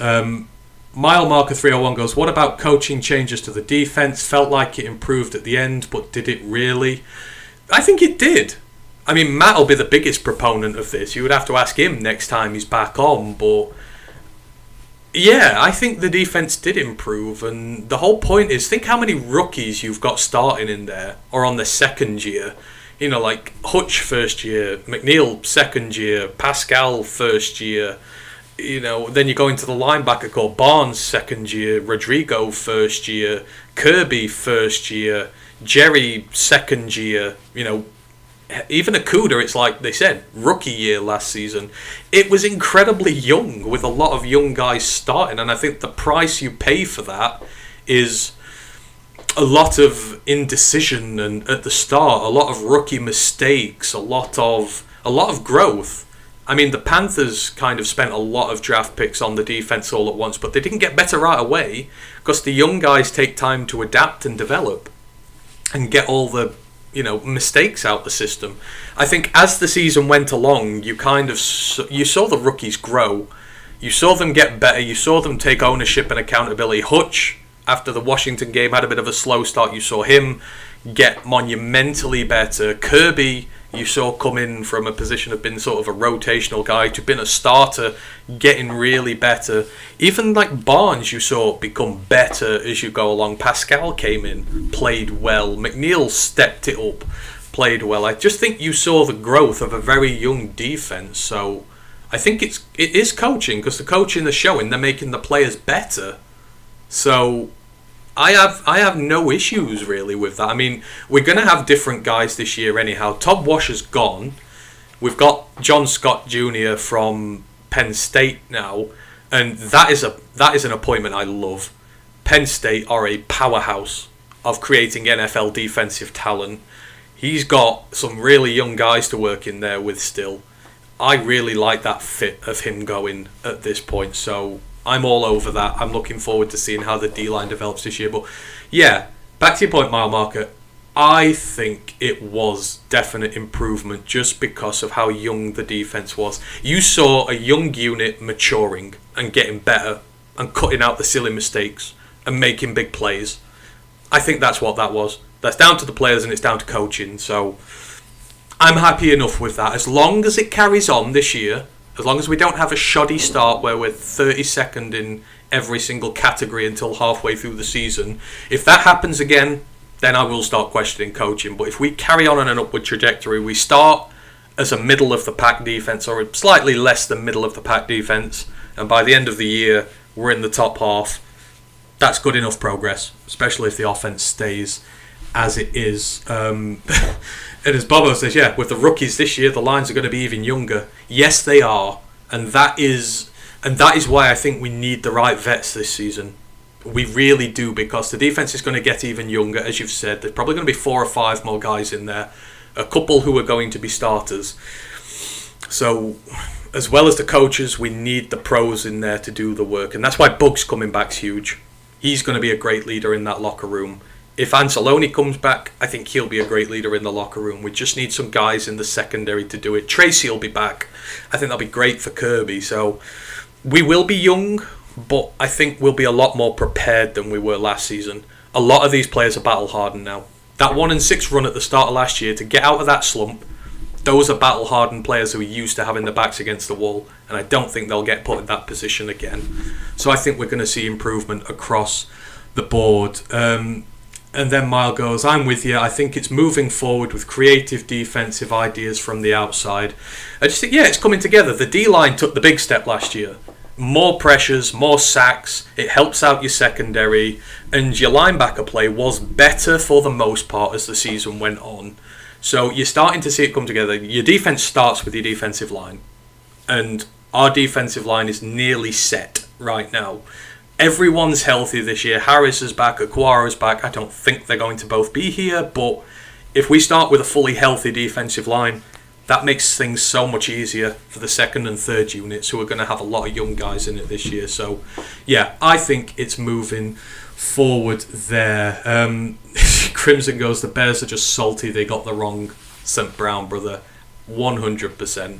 Amon-Ra is a better receiver than anyone the Bears have at this moment in time, and I will not hear the end of it. Right, I best go through some free agency news, hadn't we? This is what we're here for this evening. So, in Jonathan Jones, the cornerback from the Patriots, he gets a 2-year, $20 million deal with $13 million guaranteed from the Pats. That seems like a really good deal. That's a cracking deal for the Pats, that is. He's a really good corner, and to get away with $10 million a year on average for a few years.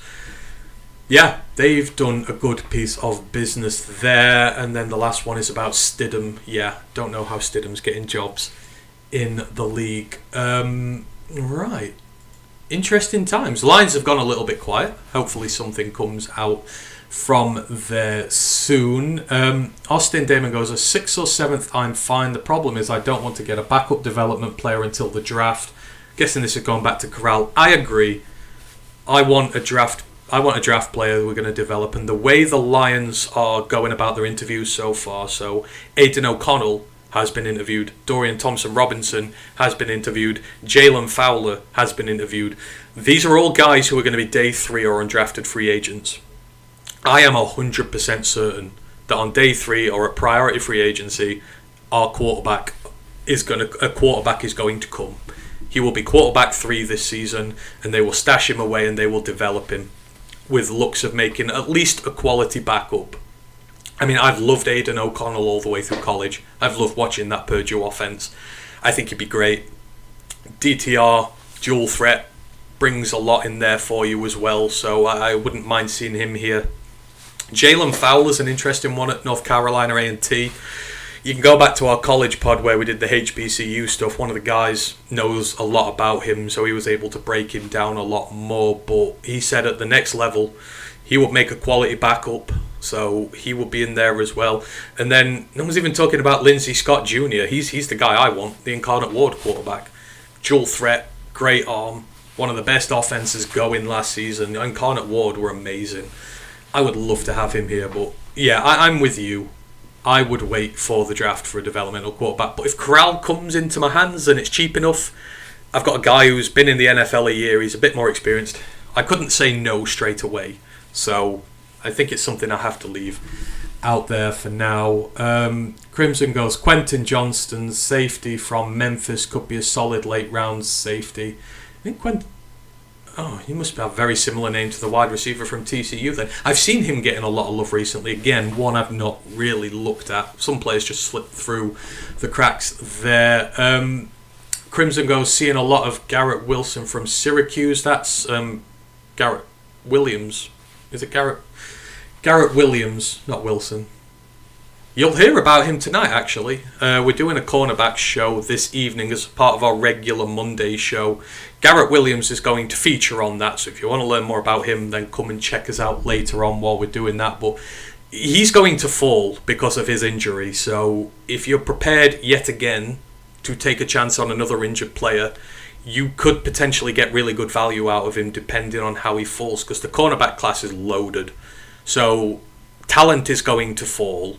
And if it's him, then, someone could get an absolute steal on day 2 with him. So, certainly a name that should be out there.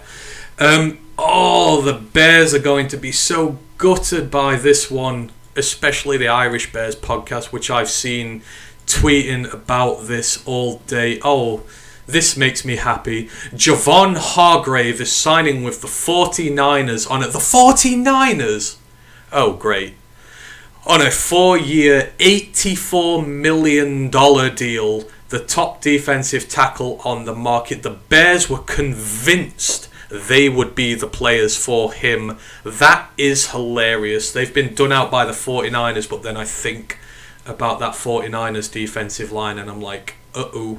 I'm just glad we're not playing them this year. So it's an $84 million deal that includes $40 million guaranteed at signing. A real big deal for the Eagles DT standout this season. So Javon Hargrave, top DT on the market, is gone. $84 million to the 49ers. Ha! And as this comes out, right tackle Mike McGlinchey is expected to sign with the Denver Broncos. The Bears were all in on McGlinchey as well. They wanted him as the right tackle going forward. The Broncos are putting some money into their offensive line at this point in time. McGlinchey going to Denver. The deals are starting to fall now, folks. Here we go. It's all going on. The Broncos are getting really active. The Falcons have been active. The 49ers have come in on the game now. So for Denver, they've now signed Ben Powers, the guard from Tennessee, and they've now signed Mike McGlinchey, the tackle from San Francisco. So the Broncos going all in on protecting Russell Wilson, and they will likely be spending some money in the process. I'll be interested to see what McGlinchey's deal is, but I know the Bears were really coveting Hargrave and McGlinchey. They are gone now. Unlucky Bears. You're still worse than us regardless, so. And as Adam points out now, the Eagles have lost 2 of their starting defensive guys from this year. Hargrave's gone, TJ Edwards, he has gone to the Bears, has gone, so that is still a good signing for them. But yeah, the deals are starting to drop. What do we all think of these? Big Aries goes, wow, McGlinchey might be a Bronco. He is a Bronco. McGlinchey has gone to Denver, I would assume, in lieu of any injury-related thing coming out, but I highly doubt that is the case there. Crone goes, 49ers, haha, Bears. Crimson goes, the Bears are so screwed. Well, they're not so screwed. They're in a good position, but they're missing out on free agency talent. But to be honest, if I was the Bears, I would stay pat in free agency and I wouldn't do a great deal. Why? They don't have a young nucleus like Detroit does. Build through the draft. Even if you've got all that money, get blue chip prospects and build through the draft. That's the way I'd do it if I was them. Don't go crazy. So maybe that's what they've decided. We're not going to overpay for some of these guys. We're going to stay pat. We're going to wait till the right guys become available. Mike says Zach Allen to the Bears. I don't know if that's a thing, but at this moment in time, Mile Marker goes, yay, 49ers, my first childhood team. Chrome goes, Bears taking L's all day. You damn right they are, Chrome. They got some L's from me on Twitter earlier, and now the free agency market is sending L's their way as well. Crimson goes, Bears could have got more for the first overall pick than what they got. I mean, maybe. I think if DJ Moore hadn't have been on the deal, they'd have got another first in 2025, but it seemed like they got a pretty decent deal out of it. They got a decent receiver. They've got picks for the future. I think they did okay. I don't think I think they had a good deal. I think the Panthers maybe overpaid a little bit. Michael goes, the Bears are going to end up having to overpay second-tier free agents. Yes, yeah, potentially they could do. They're going to miss on the top guys, but I don't know. As much as polls, they can bash him and that, I do feel like he's quite clever. I think he might go after the second tier of free agents and do what Brad Holmes has done, just do a load of 1 year, see if they can stick deals and build that way whilst building through the draft. So he's done nothing to suggest that he's not, aware of the situation, and he's quite a clever guy. So we will have to wait and see with him. My market goes, the Lions still quiet. I believe they are for the time being. Let us just refresh everything. Any Lions news? No, nothing currently. Just the 7 that they've brought back so far. The most important tweet that I don't want to see today has still not been seen, which is Will Harris coming back. So we're doing well. I've not seen that so far. So we do what we need to do. Mike, breaking, Lions signed the Hamburglar. God damn it! The Hamburglar's not my favourite in there. I prefer like Mayor McCheese or something like that. But hey ho, if it's got to be the Hamburglar, then fine. I'm sure we could name one of our defensive backs the Hamburglar there. Crimson goes, we got 2 firsts for Stafford and Goff, and Bears first and a wide receiver and a third. Yeah, I get it. I feel like they maybe could have done more. I know they were chatting with the Raiders, so what would the Raiders have offered from even further back? But we won't know. It's like with the Stafford trade. Everyone said we got fleeced for Stafford when the deal was first done because they won the Super Bowl. But until the entire trade plays out, until they've made all their picks, we don't know how the trade's going to play out. It may end up being a very good one for them. It may end up not being so good. So time will tell. But I think with us, our trade with the Rams has proven to be beneficial for both teams. I don't think anyone fleeced anyone. I think we got a good deal. Both teams won. So I'm quite happy with that. Mike said, now Will Harris signs with the XFL, joking. Mike, don't do that. That's mean. That's just mean, giving me hope that he has. So please don't do that. Brent goes, Bears are not making the big splash everyone thought. No, I think Poles is clever at the end of the day. As much as I hate to admit it, being a Bears GM, I think he's a bit different to who's come before. I think he might play it easy, and I don't think he's going to make any stupid deals. So, we'll see whatever. We'll see what goes on with him. So Jameson goes, Will Harris has got better every year since DC and AG got to Detroit. Yes, again, I know a lot of people want Will Harris to come back, and the organisation have shown a lot of faith in him, and they believe in him. Me, I'm just too battle scarred by the bad plays, and our cornerback room's been not that great these last few years, and I feel like if he is as good as the team make him out to be and how good he can be, he would have nailed the starting spot down by now. The starting spot has been there to be won. Jerry came back and won himself a starting spot after being out over a year as an undrafted free agent and came back and played lights out. I feel like that's the opportunity Harris has had, and he's not taken it. My own personal opinion, I might be wrong, but I would just expect to have seen more by now, especially someone who we picked at pick 81. So, as a 3rd round pick who's had a few years now, and he's not done it. And Kirby's come in and done it. I don't know. It's a very tentative subject at the minute, but I just think it's best for both teams if we part ways. It might do well him to go for another team, and it might do us well to start over at corner again and just, completely do out the defensive backs room. That's what I do, really. To Detroit goes, yeah, Mike, why don't you like the XFL? That's rude. They have standards. Good one, Dr. Detroit. Jameson says he'll come back cheap. Yeah, he might, but I don't know. I just feel like it's best for everybody that we part ways. But if he comes back cheap and he shows the faith and he proves that he can be what the Lions think he's going to be, he could be a steal. But I would like to have seen it by now. Maybe I'm just too impatient in this guy's case. I think I'm very patient with players, but my patience has gone in this case. Like Mike says, or just sign a better quality cornerback. If you get a veteran in and 2 cornerbacks out of the draft, I think you've got your room there. That is it. Give him a little time to switch positions. Yes. You see, I feel bad. I don't want to get rid of Lions players. I am always on the side of Lions players, and I really like to back them. It's just there is a line for me sometimes. My line's been crossed in this case. I just think there's too much there. But if he comes back, that's fine. He'll be a Detroit Lions player. I will back him till the end, like I do with everybody. Whether it's a draft pick I don't like or a free agency pick I don't like, once they're a Lion, they're a Lion. They're on my team, and they got my backing. So we'll see what happens with him. Nothing has happened as of yet, but the day is yet young. Oh my goodness, Ian Rappaport, the Lions are signing Cam Sutton to a 3-year deal worth $33 million with $21.5 million guaranteed. The Lions have made a signing, folks. There we go. That is our cornerback. We have a corner. We are on air. We have a corner, ladies and gentlemen.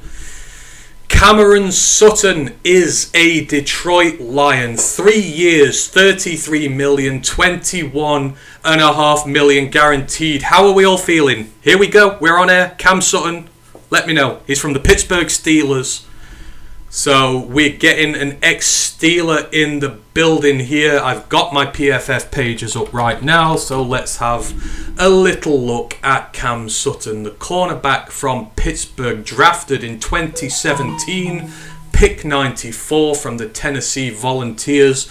This season, 931 snaps played, defensive grade 72, run defense was 74, tackling was 51, pressure rate 37, so not a cornerback you send after the quarterback. His coverage grade was 70.4, so 37 tackles, 6 assisted tackles, 7 missed, that's a missed percentage rating of 14, 15 run stops.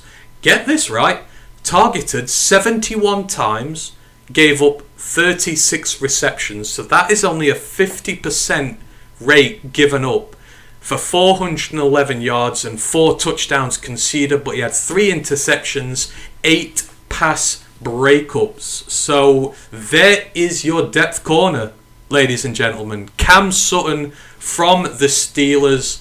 I mean, I kind of, it was on the back of my mind. I thought about it a little bit, but we've been talking about it.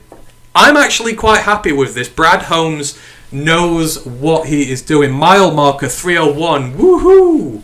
Crimson Shadow, woo. Mile marker says, excellent. Chrome, very nice. Dr. Detroit, how old? He's in his 6th year in the league. He was born in 1995, so he's 6 years younger than me. I'm 33. That makes him about 27. So late, mid-20s, mid to late 20s. So good age. That's a decent deal there. Not one I saw coming, but there we go. Grandizer says, give us a roar. No, I'm not going to do that. I'm going to start laughing halfway through what I do. Simon Gillette goes, nice. Grandizer, yeah, Grandizer enjoys that one. So, yeah. Austin Damon, roar. Yeah, I'm not going to roar now, because if I roar, then I'm just going to embarrass myself. But just pretend I'm putting roar in the chat. There we go. On Twitch, what are we thinking on the meal? So, James goes, is Cam Sutton any good? Seems a bit pricey. Well, again, I've just been through the stats there with him. He's had a pretty good 2022 year.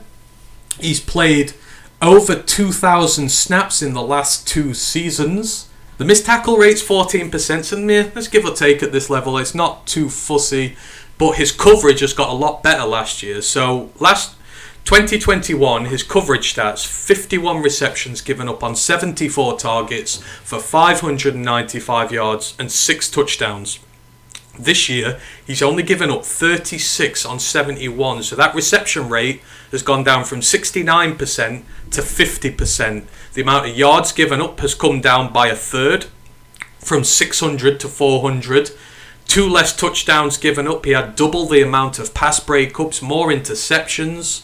So he's had a really good year. So, you know what? I like this deal. I really do like this deal. I think 3 years, $21.5 million guaranteed. It's not a massive deal. Like, in terms of we're not splurging mega money on it. So I am really happy with that. I think Lions have sorted their need at corner. Oh, Ian Rappaport has just amended it. So it's a 3-year deal worth $33 million, but it's $22.5 million guaranteed. He said 21.5 first time, so 22.5 million guaranteed over 3 years for Cameron Sutton. I just need to tweet this out because I am our social media guy as well. So Lions get the cornerback. Cornerback, just checking the stats. Improved.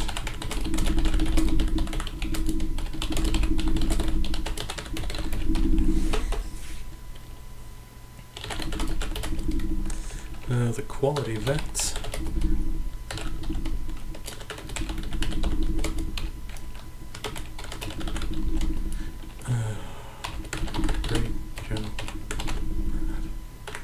Sorry about the momentary silence there. Just had to get the tweet out to tweet my pleasure about that. So there we go. Breaking news. Cameron Sutton, the former Pittsburgh Steelers cornerback, coming to the Lions. He's on a 3-year deal, 33 million worth in total, 22.5 million guaranteed.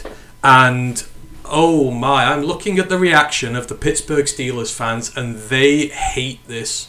They hate this move, which means it's really good for us. If the opposition fans hate it, usually it's a sign that you've done something right. So as Dr. Detroit says, that's a need addressed for sure. He is in his prime. Yeah, 27. He's just had his best year in the NFL. Healthy. Like I say, 2,000 snaps in the last 2 seasons. He is healthy. Doesn't get injured. In his prime. Played really well. 50%. And he had 74 targets against him last year. So that is a big deal. So does this change things for your mind in the draft? We have a number 1 corner now. I think Cameron Sutton instantly becomes cornerback 1 with the Lions. So I still think we need to go in the draft. I would love to pair a top rookie with him now and have Jerry in there and have Akuda in there. I think our secondary could be great really quickly. So for me, this does not change the need in the draft. Maybe it changes it from 2. I said I'd take 2 quality corners in this draft. That might go down to 1 now and a development guy later on. But I'm happy. We are happy. I'm looking by judging how everyone is reacting to this. The news does seem to be more positive than not. So, here we go. Michael goes, old-fashioned keyboard with the clacking of the keys. Yeah, I keep forgetting. I've got a mic now. I've not used this mic for very long. I've always had a mic in my headset, so you've never been able to hear it. So I'm still adjusting to having a proper system. So, but there we go. I've got to do the Twitter as well, I'm a workaholic for this channel, so here we go. Mark goes, that's a good sign. Funky goes, we better draft a guy with speed to play the opposite of him. Yeah, I agree. This does not take the need off the corner away from the draft. One of those top 2 picks should be a corner. Imo. I want one of the top ones. If I draft Devon Witherspoon next to this guy now, I am very happy. I've got Jeffrey in there. I've got Jerry in there. Those are 4 corners who I'm going to feel incredibly happy with. Just got to sort some depth behind them after that. But that's a massive, massive bit of the puzzle solved for us. Dr. Detroit goes, I'll still take 2 cornerbacks. I'll go Porter at 18 and Ricks in the 3rd. I mean, yeah, I would do something like that. For me, I would go Caillou Blue Kelly as the 2nd guy. Just my personal preference. He's a really good press corner, and I think it's more the style we play, but Eli Ricks is a good player as well. So, but I'm on the same thinking of you, Dr. Detroit. I'll take 1 early, and I will take 1 to develop, along with the 4 guys we'll already have. And then I'm very excited about our cornerback room. I'm not going to lie. That's how you turn a room round. So, yeah, I'm quite happy with that. And, yeah, everyone seems to be on board with it. Tim goes, now we can get Bijan at 18. Oh, yes, we could. If we don't need a corner, if we go corner at 6, he's there. He's there to be had. Absolutely. So, again, this just addresses so many issues for us. And, Brad is busy doing his work. I don't think none of this was mentioned by anybody. This was very quiet and under the radar. Obviously, you hear tidbits from reporters and media and stuff like that this guy might be in. I've not really seen many links with Cam Sutton with the Lions. So, Brad Holmes has been very, very sneaky with this one there. Steve O goes, have the Lions made any moves beside re-signing Bugs? Yeah, you've just missed the signing of Cameron Sutton, the cornerback from the Pittsburgh Steelers. He's come on a 3-year deal. for $33 million, 22.5 of which is guaranteed. Craig Reynolds is back. He had a deal offered to him not long after Bugs. And then the exclusive rights free agents, you've got Scott Daly, you've got Brock Wright, Shane Zylstra, Anthony Pittman, and Benito Jones, who have come back as well. So that's 8 players for the Lions so far today. Steve says who? Cameron Sutton is a decent cornerback. That's all you need to know. He's decent. So this is not a bad signing. I can guarantee you that. George Cox goes, you might have already mentioned this, but what do you think happens with Okudah now, assuming we draft a cornerback? Kyle, keep him. Keep him for the last year for me. It's win-win this season with Jeffrey Okudah. Even if you get Devon Witherspoon or Joey Porter Jr. in the draft with Cameron Sutton now, keep Okudah. Because what is the worst that could happen? He starts to fulfill his potential. He has a really good season. He plays well now that he's completely over his injuries. Good case scenario for the Lions. Because then you've got Okudah, cornerback from the draft, and Sutton and Jerry all playing well. That means your corner room is going to be great. If he doesn't play well, don't give him the 5th-year option and let him go. No harm, no foul. You may as well keep him this year and see what happens. It can only be beneficial for the Lions to keep him this year. Either we get rid next year, or he fulfills his potential and we pay him, and, that's that. So I think you 100% keep him.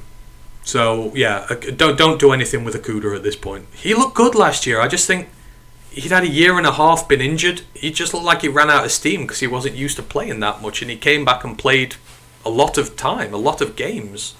So I'm not going to write him off over that just yet. Steve-O goes, slot cornerback that can cover was our biggest need, Imo. We can fix that in the draft. We can fix that in the draft. I still think outside man corner was the biggest need for us. I don't think slot was the biggest issue, but we can still get corners in the draft and we can still fix other holes. So this is the start of the rebuild of the cornerback room. This is step 1. Step 2 will be the draft, and step 3 will hopefully be the development of those guys from the draft and the guys who are already here, i.e. Jerry and Hefe. Tim goes, Okudah can be a dog. He's a great tackler. This is his last chance. Yeah, this will be a kick up the arse to Okudah. This is like, right, we're investing in other guys now. You've got 1 year left to prove your future is here. Go out there and leave everything on the field. And I truly believe Jeff will. He is that sort of player. He will not take time off. He will not sulk his way through. He will fight, and this level of competition I think will bring out the best of him. Brent goes, Will Harris has hit his ceiling, bye-bye. I mean, this is bad news for the depth corners because this pushes everyone down a notch now. So yeah, corners becoming a very competitive room, and I don't want them to miss out on the draft. So I don't want to see any cornerback free agents been bought back at this point in time. I just don't. So interesting. Right, let's go back into here because more and more news is dropping. So, oh wow, so Shai Tuttle and Marcus Davenport have left New Orleans. Where are they going? So, former Saints defensive tackle Shai Tuttle has reached agreement with the Carolina Panthers on a 3-year, $19.5 million deal that includes $13 million guaranteed at signing per source. So the Saints losing lots of their defensive line. Onyema Mata has gone, Shai Tuttle has gone, and Marcus Davenport apparently has gone as well. So yeah, Saints, not a good day for them in free agency. Of course it might all be planned, but that's a lot of talent they are letting leave the building. Micah Parsons tweeted, yes, so we've not talked about this yet. That 49ers defensive line next year, you now have Javon Hargrave there, you have Eric Armstead there, you have Nick Bosa there. I mean, RIP any offensive lines in their division. I don't know how the 49ers keep doing it. The amount of talent they have on that defensive line is insane. So the 49ers are going to be ones to watch out. If they can sort the quarterback thing out this year, then yeah, they are going to be a problem. Sorry if I've been ignoring in Twitch. Where are we? So James McClure said about Cameron Sutton. He's number 22 on the Athletics free agency list, so he was one of the better free agents out there. Big Harry says, text Matt since he's on holiday. Don't actually have Matt's phone number. You know, me and Matt have actually never met one another. We have been podcasting for 3 years and we are still actually to meet one another, so we need to sort that at some point. James goes, in my mind we should still go cornerback in the first or the second, but I like that it gives us flexibility instead of a must draft position. That is a big point.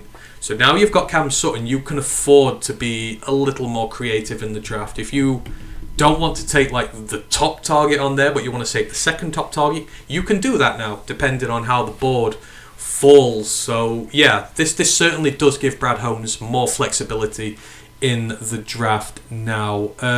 James goes, after hearing we were interested in Jalen Ramsey, I think I'm actually happier with this signing than getting Ramsey at his high price. I agree. I do like this signing more, and that's not me saying Cameron Sutton's better than Jalen Ramsey. He's clearly not, but for the team, the deal, what this does for us, I like this deal more for the Lions. As James said, the money's a bit better. He is a guy who is in his prime. You know, I know Jalen is still in his prime, but you know, Cam Sutton's got more years left on him, and he's going to be here as part of the long term when we start competing. So there we go. I'm quite happy with that. I'm with you there, James. Mike goes, would you take Jalen Carter today? Yes, until I know what he has or hasn't done. I'm not going to change my draft opinion on him, and I'm not going to speculate. If he's done wrong, then absolutely not. But if he hasn't, then, you know, you take him at 6. The Lions get an absolute steal at that moment in time. How are we feeling then, One Pride? We've got the corner. Brad Holmes doing his magic as he always does. I've still not seen anything about Marcus Davenport. Where has Marcus Davenport gone?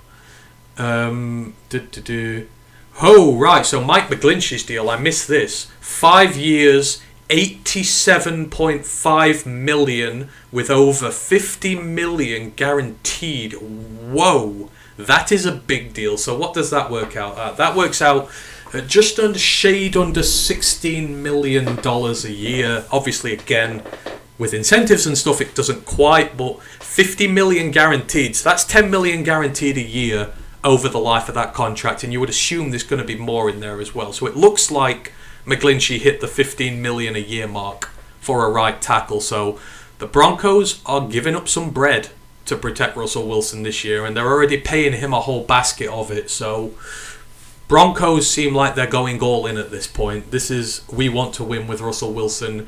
We're giving him one of the better right tackles in the league. We've fixed his guard position out. They're probably going to draft there as well. So, you know, interesting times coming up for the Broncos. Jimmy G. Jimmy Garoppolo has nearly a new home. So the Las Vegas Raiders are closing in on a deal with Jimmy Garoppolo. 6 seasons and a Super Bowl with the 49ers. He is going to Vegas. So there is the Las Vegas Raiders' new starting quarterback for next season, Jimmy Garoppolo. Interesting, going from Derek Carr to Jimmy Garoppolo. That kind of feels like trading a car for the same car. No pun intended with his name there, but yeah, I don't know with the Raiders. They must be going developmental quarterback in the draft, surely. You wouldn't just go from Carr to Garoppolo. That just doesn't move the needle for your team. So yeah, that's Brent goes, we love our new cornerback. Austin David goes, Will as a 4th or 5th corner is great. You know what, yeah, if he's going to come back as 5th corner now, fine. I can stomach that. Less playing time, more chance to make an impact in lesser plays. So I will do that. Tim goes, good show, Ant, got to get back to work. Hey Tim, thank you for joining, and thank you for everyone who's joined in. Nearly 50 people in the building here listening to me ramble on, so I really appreciate that. Hope work goes well for you. Michael Hook goes, doesn't Holmes have to declare if they're picking up Okuda's options soon? That will say a lot on how they feel. The 5th year options I don't think you have to do till May, so you can wait till the draft has played out first before making a final decision on the 5th year option. Right now, I mean, if you were Brad Holmes, would you be able to make a decision on the 5th year? I wouldn't. I wouldn't be able to give him the 5th year, but I would also be wary about not giving him the 5th year if he balls out this season. Because if he balls out this season, then you're going to have to pay him more than that 5th year option will cost. So I think they'll wait till after the draft. If you come away with 2 very talented corners out the draft, as well as Cam Sutton and as well as Jerry Jacobs, then maybe you go no on the 5th year option and like, well, this is your last year, Jeff. Play well or you're gone. And, you know, if you don't play well, we've got a good young group of guys here who will take over. So I think it's May. I could be wrong, correct me if I am, but I'm pretty sure I saw the other day that 5th years on May. Franchise tags are already gone, but 5th years are in May. So I don't know. What would you do? Would you give it him? Would you not? I would be saying no at the minute, but then again, I'd be worried that he balls out next year and we kind of mess ourselves up that way. So we will have to see with that. Steve goes, 49ers are signing Hargrave. Yes, they are. That's a stupidly good line. Armstead, Hargrave, Bosa. That's going to be a problem, and I'm glad we're not playing them. Robert goes, Swift and Okuda are in there. Prove it. Yeah, absolutely. That's why I would keep Swift, because we're paying him, $2 million this year. And we could, I say in quotes, could get running back 1 production out of him if he's healthy. For $2 million, that's a steal. So of course you keep him. And of course for Okuda, it's the same. Both of them need to ball out this year. This is their Amani year. So let's hope that both of them are up for the challenge. I hope they are. Jeff, I think, needs this full off season to get healthy. I just don't think he was ready last year. He played a lot of snaps and it told as the year went on. So 1 more year, fully healthy, no excuses. Go out there, young man, and earn your next contract here. That's all I'd say to him. That's what I'd say to both of them. DeAndre, get healthy. Go out there and earn your deals. Brent I thought the Steelers were going to bring him back. I mean, the Steelers got a lot out. So I was more keen on the linebacker. Is it Devin Bush? I want a Devin Bush if I was getting a Steelers player in free agency here. So I think it's just a case for the Steelers. There's too many guys to pay and not enough cap room to do it. So, yeah. I don't think they want to let him go, though. Their fans hate this move. I've been trolling some of the fan sites now. They hate this. They despise the fact that he's come here. So Steelers fans know their defenders because they are known for it. They are famed for it. So if they lose a defensive guy and they're not happy about it, I feel a lot better in thinking this guy who's coming here is pretty good. Mile goes, it's good news on a snowy day. Hope you're staying safe in the snow. We had some, but it's just been replaced by rain now. It is thoroughly miserable, so I prefer snow, to be fair. Steve goes, the 49ers always seem happy to add top-end talent. That's what I hope the Lions eventually start doing. I do. I think, and people criticise Brad Holmes sometimes for the lack of big-end moves, but I just think since he arrived, we have not been in a position to spend big. You know, we've had to spend money bringing back our own free agents who have performed well here. We've not had much money in the first place.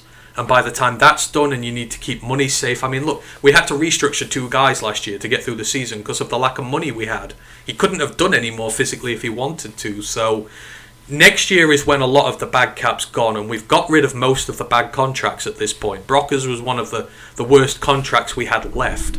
So I think he's had to be like this, but I think the Lions one day, sooner now rather than later, will be in a position where we can go out and add high-level talent because of how good Brad's been with the cap.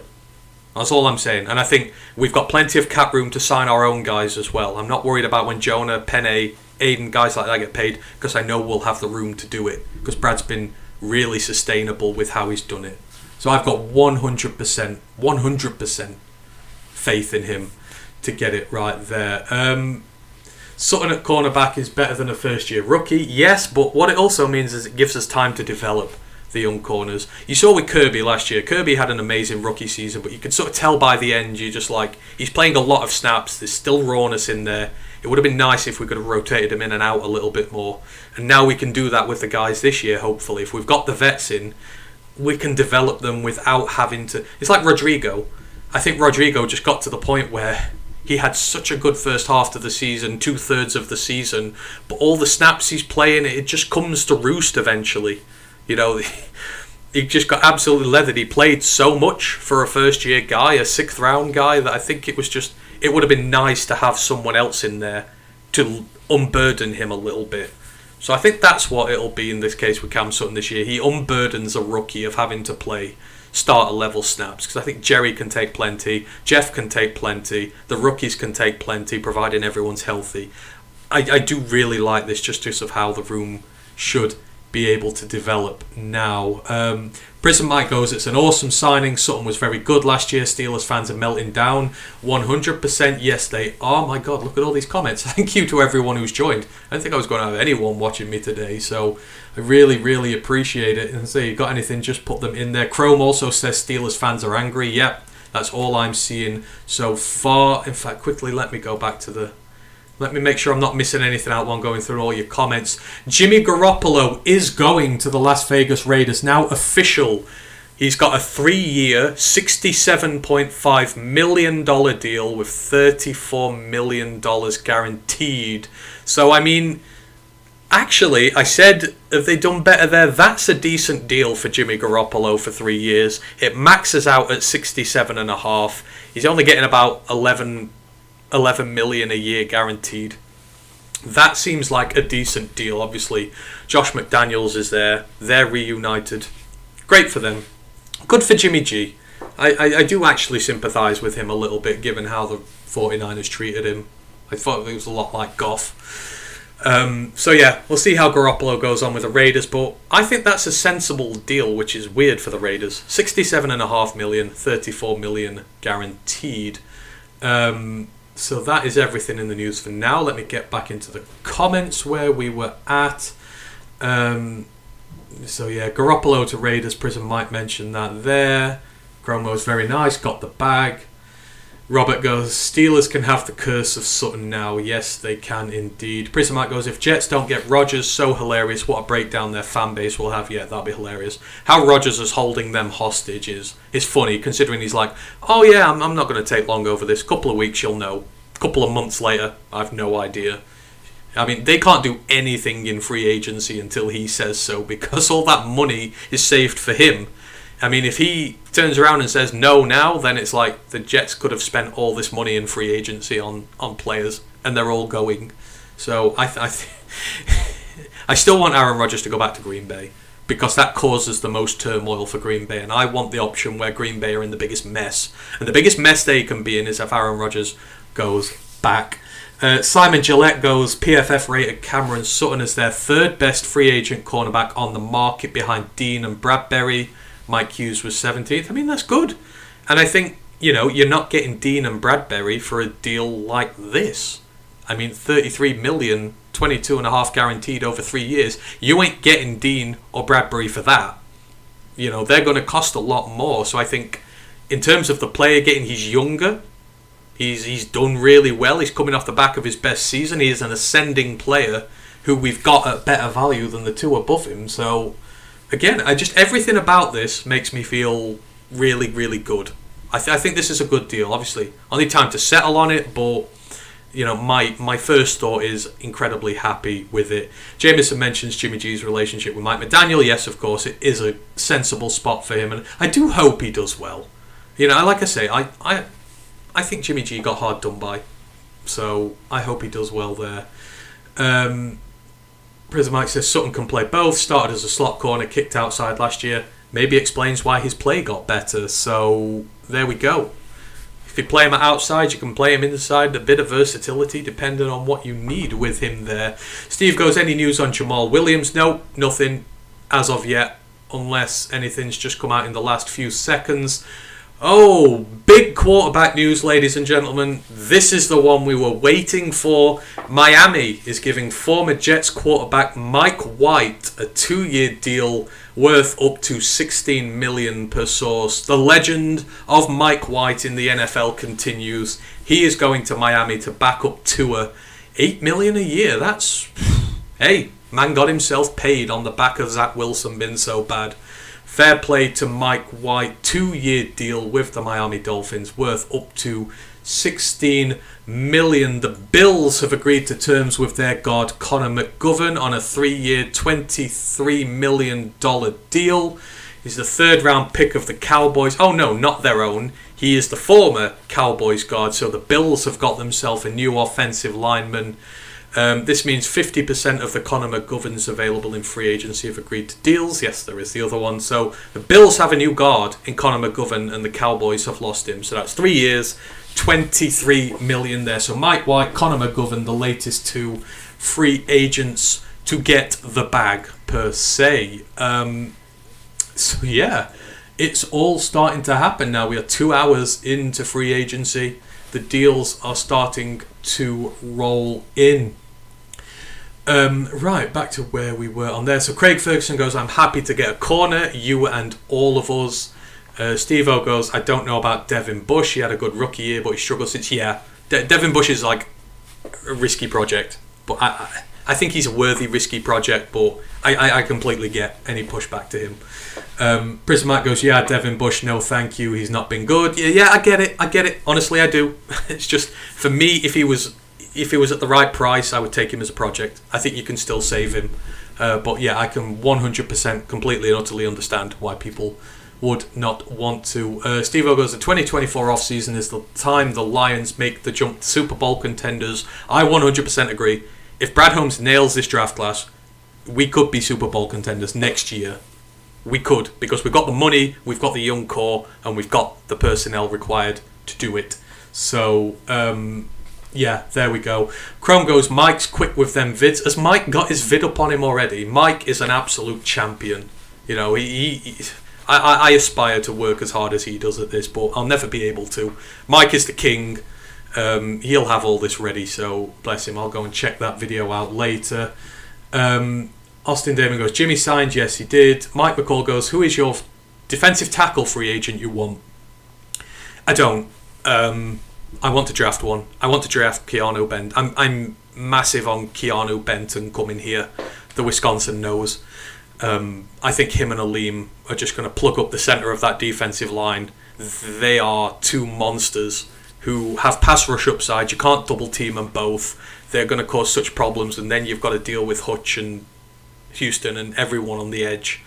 So I don't want a free agent DT. I want Keanu Benton in the draft. That's my own personal thing. Craig goes, Okudah is a bust. I mean, he's heading that way. Yeah, I'm not going to use the bust term until he's gone. I'm not. I will back my guys until the end, but he's got a lot to prove. Nate Custer goes, so what to do with Iffy? Move him back to outside corner. That is what you do with Iffy R2 Melifonwu. You move him back to the position you drafted him for, the position he is best at. I love the Lions, I love the management, but this is the one decision that really, really irks me, to move Iffy to safety. I hate it. I don't know why they did it. I know he's got the intangibles to do it. He was good at outside corner. He got injured, he came back, he looked good. I don't know why everyone has forgotten about this, but we need an outside corner, and if he is an outside corner, move him there. Move him as cornerback 5. I don't care, just play him at corner. That is what I'd do with him there. Bobo goes, anything on Kamish? No, all I've heard is the Browns are incredibly interested in Kamish. There will be a market for Kamish, and unfortunately I think it's a market we won't be able to reach. I hope I'm wrong, but he's had a great year. I want Kamish back more than any other free agent, I think. So, you know, let's keep hoping that he's back. We'll see with that one. But I know the Browns are losing a big in him. Chiefs news: Andrew Wiley, their right tackle, their starter, has gone to the Washington Commanders. He's followed Eric Bieniemy there. 3 years, $24 million deal. He started 59 games in 5 years. Played really well last year, so big get there for the Washington Commanders. Kansas are slated to lose both their tackles because Orlando Brown's in the free agency as well. So the Kansas dominoes start to fall. The Commanders pay out for Andrew Wiley, the right tackle. That's the latest news on there. Crimson goes, drinking Steelers tears like Eric Cartman. I'm yummy. Yes. There are a lot of Steelers teams around at the minute. Mile Marker goes, what is our must-have now? Is there a consensus? I'll put it out there to the chat. What now that we've got a corner, now that Cameron Sutton is here, do you have a new must-have area to attack in free agency? Is it linebacker? Is it guard? I mean, for me, the emphasis moves to linebacker now. You've either got to bring Anzalone back, which I'm okay with, but I think we can do better. So linebackers now at the top of my list. I think that's a must-have, and I still think we must have both of them in the draft as well. But vets, we need good vets. We've got now good vets on the defensive line, and we've got a good vet in the secondary, or a couple. It's that linebacker core where we need vets now, so I'm 100% in that boat. That's where we need to go. Robert goes, starting to think Brad Holmes is smart. You and me both. All of us. I think a lot of us think and know Brad Holmes is smart. Mile goes, I like that phrase, fair play too. Yeah, I use fair play a lot, but I was going to say fair play then, but hey ho. Steve-O goes, Miami needs 2 quarterbacks because Tua is a part-time player. Yeah, I mean, Tua is an injury worry, so you need a good backup there. So Mike White is a decent backup for Miami. He could probably win them games or help them if they invest in the running back room. So I can understand why they did that. Robert goes, Kaminsky or Onyemata from the Saints. Onyemata's gone. He has gone to the Falcons, so he is off the menu. So the Falcons been making moves, traded for Jonnu Smith. They've got Onyemata. They paid their guard over $100 million, like $105 million for the guard. So Falcons have been very, very active indeed. Robert goes, like Benton 100%. I do. I love Keanu Benton. I have the feeling about him. I think he's going to be great for us. We need a run stuffer, another one with pass rushing upside. He had half a dozen sacks for Wisconsin last year. His pass rush moves are better. His hands are better. If you double team him, then Aleem one-on-one is going to get pressure on the quarterback. If you double team Aleem, then Benton one-on-one is going to get pressure on the quarterback. And if you double team them both, well, our edges will kill you.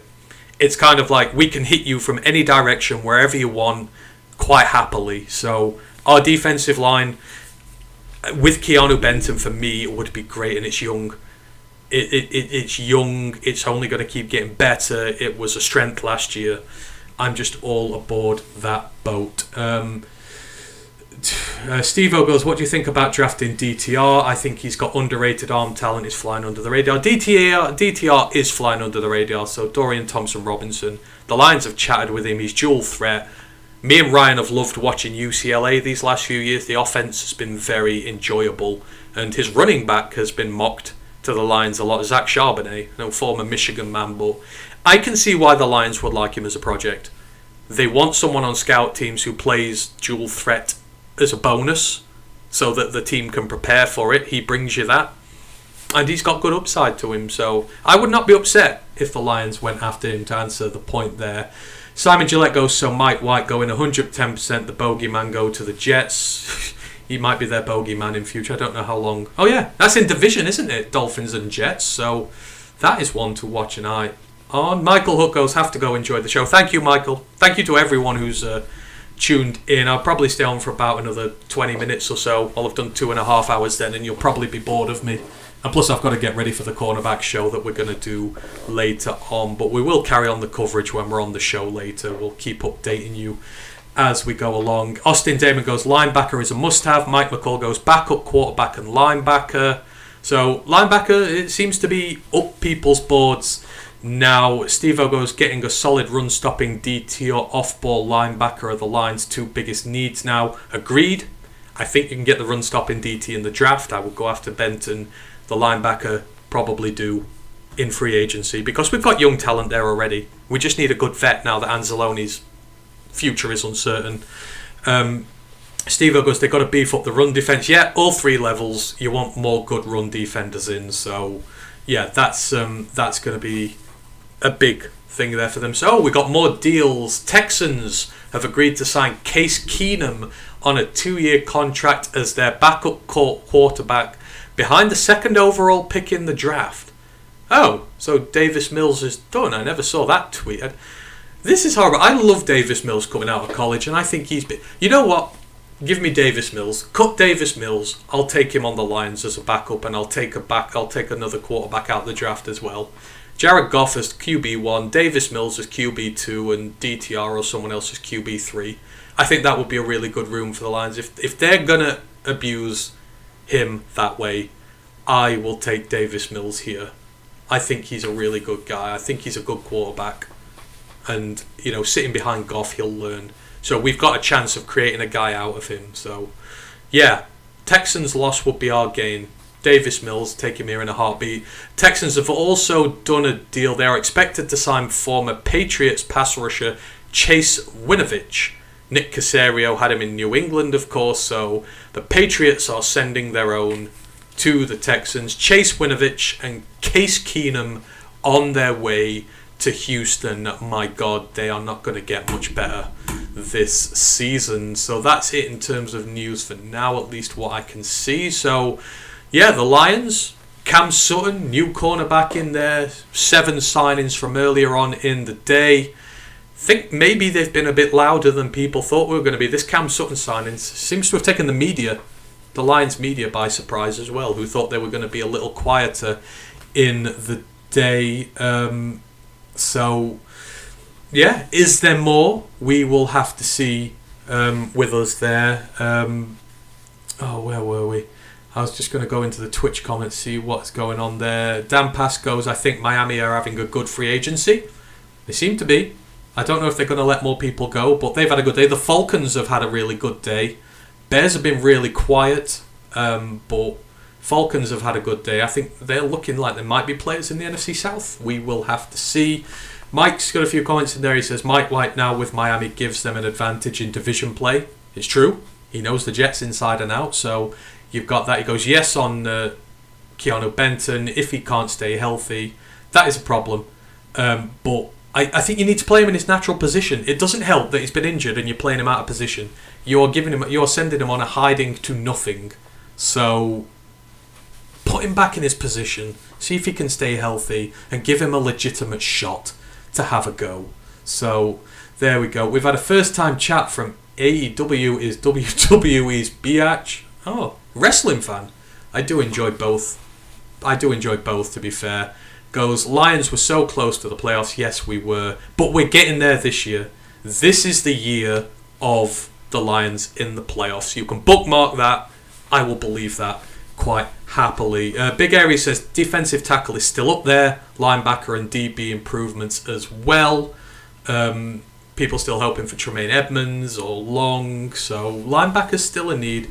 Dan Pascoe, thanks, Ant. Your coverage has been great. I appreciate it, Dan. Really, really do appreciate it. I'm glad that you've enjoyed it. I didn't know how it was going to go, but a lot of people are sticking around. So linebacker seems to be the consensus for the Lions now, if there's going to be anyone. So we'll see if there's any more moves to be had. Bobo Langos, any word on Thor?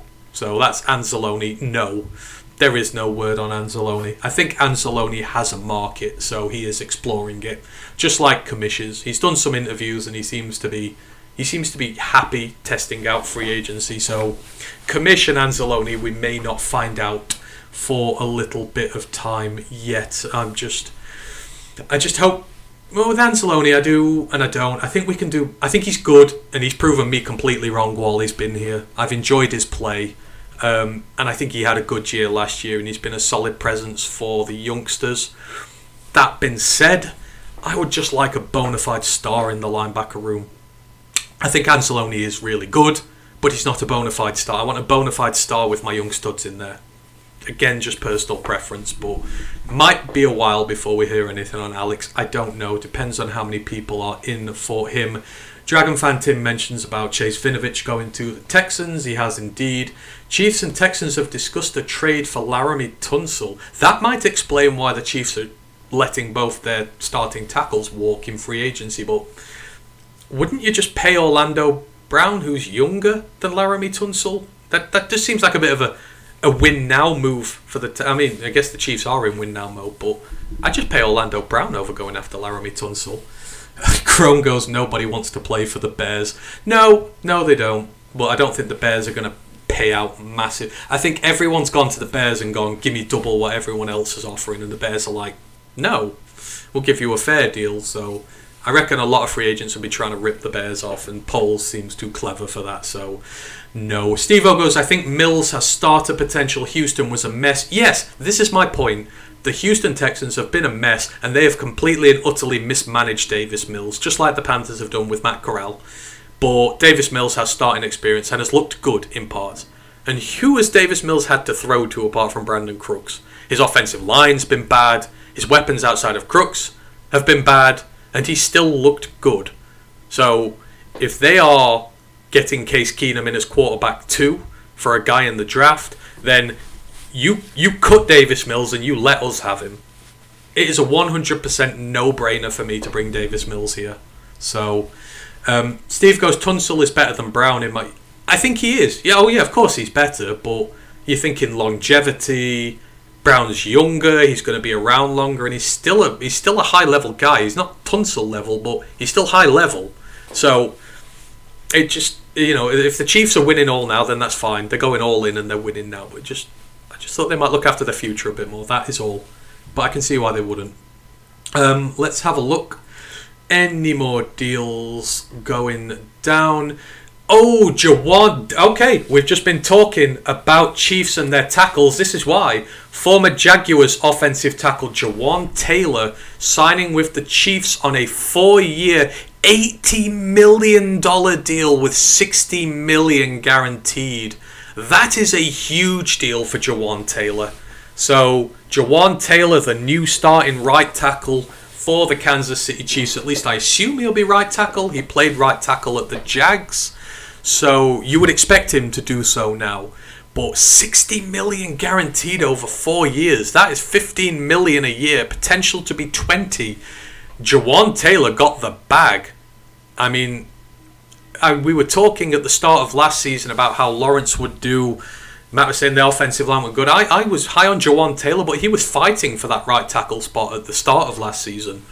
Man's had himself a year and earned a bag. So, yeah. Well done, Jawan Taylor. That is why Kansas City have let their right tackle go. So the Chiefs could end up with Laramie Tunsil and Jawan Taylor as their tackles next year. That would be expensive, but there we go. Well done, Jawan Taylor.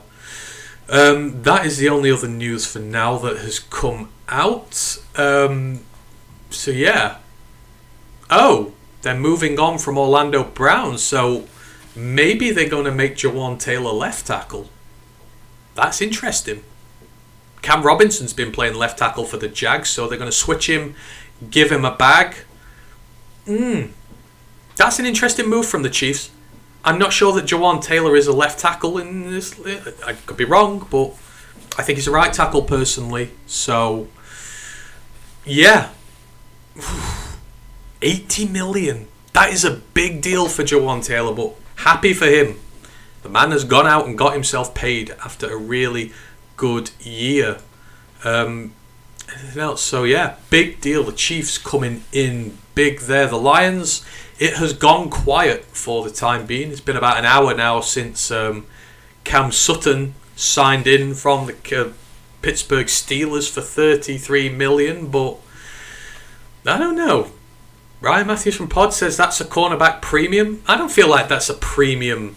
3 years, $33 million? That's not premium. Really, for a cornerback? There are a lot of cornerbacks getting paid more than that. I think that's a really good deal. I don't know. In the comments, do you think the Cam Sutton deal is a good one? 3 years, $33 million, $22.5 million guaranteed. I don't feel like that's premium payment. I feel like that's good payment. But it's not overpaying. Premium would imply overpaying. I don't think that's an overpayment whatsoever. So, I don't know. We'll have to see with that one. Oh, thanks, Mike. Appreciate it. I'm trying my best with the stream. I'm sure there are a lot of better streamers live at the minute breaking this all down. And I don't have my little sidekick here with me today, Ash, getting all the news and rumours going. So, but I've tried my best and hopefully you've enjoyed it. I'll go for about another 10-15 minutes. We'll see if a few more deals happen and then I need to have a break and go and have some food before I'm back with our actual main podcast later. We're looking at cornerbacks in the draft tonight, so this kind of changes things a little bit. I think we were thinking, we might get 2 corners in this draft. We've got a new starting cornerback 1 now, so maybe that changes the entirety of tonight's show and how we look at that, but it'll be good fun. So if you're not bored of us by this point, then come and join us a little bit later on as well. So yeah, I think after all this is said and done, I'm quite happy with the business Alliance have done today. They've bought back the right free agents at good money. Bugs, 2 years, 6 million, 4.5 million guaranteed. It is a good deal. I've still not found how much Craig Reynolds is getting paid. I would assume it's not the biggest deal in the world, but it should still be okay nonetheless. And then the restricted free agent signings are all good depth pieces. They're the right depth pieces. They've not made a decision on the injured guys yet, so that's Tommy Kramer and Bobby Price. They're both injured. They're waiting for them to get better, so it's sensible. Smart, sensible book in there, and then they've made the one splash on Cam Sutton. But again, I don't think that deal's bad. I think that is a really good deal. So, colour me impressed by that one. Right, okay, we've got a bit of a we got a bit of both here in the chat. So Robert 360 goes, great deal on a good veteran cornerback. Jameson Hennessy goes, nope, he's overpaid. Mile Marker goes, good deal, good price. Steve-O goes, 11 million per season isn't bad for a solid starting cornerback IMO. George Scott goes, how does the deal affect our cap situation? Can we still get Jamal? It depends how it's structured. Until we know how it's structured, we've no idea. Usually with these type of deals, they backload them, so the first year is pretty inexpensive and cheap. But I would assume it's not going to break the bank. You saw what they did with Charles Harris, what they did with Tracy Walker. They did backload them a little bit, so I wouldn't expect it to be crazy. I wouldn't expect it to really hinder us this year if we still wanted to make another move. I could be wrong, but for the most part, unless it's a quarterback unless it's someone you want to pay immediately, but you're not bought into them in the long term, then it's usually backloaded. Cool Down Rat goes, and what would Slay have cost? So his base salary is $17 million next year. So you've got to pay the base salary, and then you've got to pay the draft capital for him. I don't know what the draft capital is, so let's just say, for example, a day 3 pick and 17 million. That is what it would cost you for Slay. So people say that's high, I get it, but Slay is still a top corner in the NFL, and the big thing is it's only like a 1-year deal, so you are not tying yourself to him for years. So yes, it's a big cap hit right away, but then you're out of it next year, so you can get a good year out of him, you can get a veteran teaching year out of him, and then if you choose to do so, you can move on. That's what I like about the deal. That's why I'm not too fussed about the 17 right away. So but yeah, that's what Slay would cost, whatever they think he's worth in a trade, and his 17 million base salary. Everything else the Eagles pay. James, I really appreciate that there. He says, thanks so much for the stream, man. Love you narrating the happenings while I distractedly try to work. Yeah, I'm glad I'm not working today. I'd have been distracted all day as well. So, but no, I appreciate that you've enjoyed it. Thought it'd be nice to come on and do this, and I'm glad the Lions made a splash, just so we had our little moment where we could talk about a big Lions signing. Jameson says Slay is top tier. Yeah, he is, and that's why I think he'd be worth it. He loves Detroit. He's got the right mentality. I think maybe a bit of unfinished business, given how Patricia ran him out. I just feel like it all works for us. So that is why I do it. But again, I can understand why people wouldn't. But there's no need now. We've got our corner. There's no need to pay anyone big now. The next corners will be coming through the draft. 1 or 2 of them. So, that's great. And Slade does, like Bobby says, he seems happy in Philly. So I think his part, the Detroit part of his life is done. So we just have to accept that. Jamie Clark goes, which corners did you get to evaluate for later this evening, Ant? So I am evaluating Caillou Blue Kelly, who I love, from Stanford. I've got Lance Boykin from Coastal Carolina, who I also quite like. And then I've got the Purdue corner, Trice, who it was said the Lions were chatting to the other day. I'd not really done any work on him, so I took him as like my third one, because I know the Lions are interested in him. So yeah, Boykin, Trice, and Blue Kelly I'll be doing later, and there's a few others as well. I'm not doing Devon Witherspoon because we've got a video on him on the YouTube channel, and I've been speaking about him on the College Pod since the start of the season, so people be fed up with me hearing about Devon Witherspoon now, so he's not in. But there's a mixture of top tier prospects, middle tier prospects, and development ones. So it'll be like last week. It'll be good fun. But I love Q Blue Kelly. I honestly do. We walk out with him and a guy in the first round, I would be overjoyed for the Lions doing cornerback work in the draft. Right, it has slowed down a bit now. Last deal was all Jawan Taylor getting the bag from the Chiefs. $80 million with $60 million guaranteed over 4 years. Well done to that man. Yeah, I've always liked him, so good that he's been able to go out and get the bag there. Cool Down Rat goes, Ant, is Trinity Benson attended ERFA or is he injured? I don't actually know what Trinity Benson is. He's one of those guys who's fell right through the system with me. I don't actually know what he is at this point. I'm pretty sure he's a free agent of some form, but I think he's the unrestricted free agent. I don't know. I find it hard to believe Benson's going to be back next year. I think he's some form of like tendered potentially, but as far as I'm aware, he's not been tendered anything. He's not been given a new deal.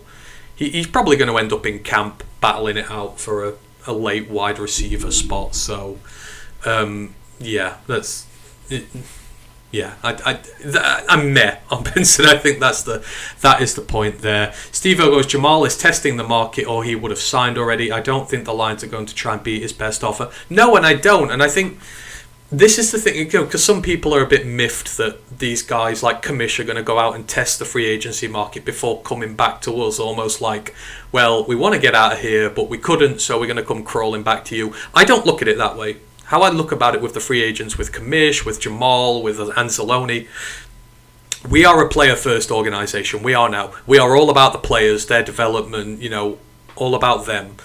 If you were to just force a contract on these guys and say, sign it or leave, that's not a player-friendly way to go about your business with them. By saying, look, we value you.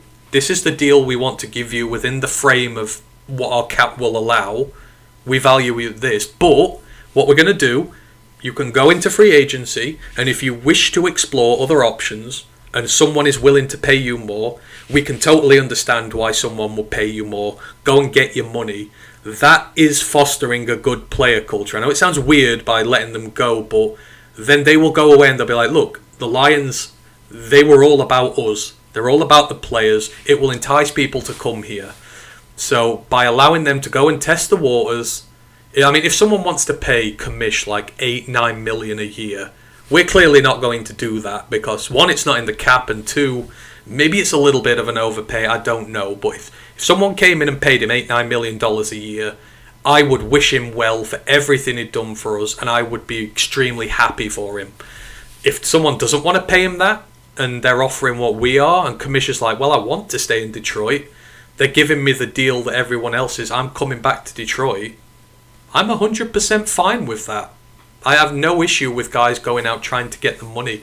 I think it's the coaches respecting the players and their opportunities, and I think it's all a part of what this culture is. So, yeah, if they're waiting to see what happens, then fair play to them, power to them, and if they're back, great. I'll absolutely love it. If not, go earn your money because you've earned it here. Anyone who plays well for this franchise, I will always back them, whatever they do. So, Mile Marker goes, I think that's the future of the team. Players first. It is. Because they might leave us, but if they go to another team and they're like, well, I'm not getting my chances here, where can I go? They'll go, well, look, I went to Detroit, resurrected my career there. They are great with players. That is the place you want to go. That is the team you want to go to. And that is how you get players here. You put them first and the players will follow. Even if you lose some along the way, you're still treating them with respect. And that's what we've been told we've not done for years as the Lions. We've not treated the players right. So let them go out and get the bag. If not, bring them back. Absolutely great. Steve-O goes, I hope Jamal gets as much money as he can. Running backs get screwed and he deserves to get paid. That's the thing. If someone wants to pay Jamal Williams $10 million a year, I mean, they're not, but if someone offers him that, I will be the happiest person in the world for him. He's given everything to this franchise and he has gotten paid because of it. Win-win all over the shop.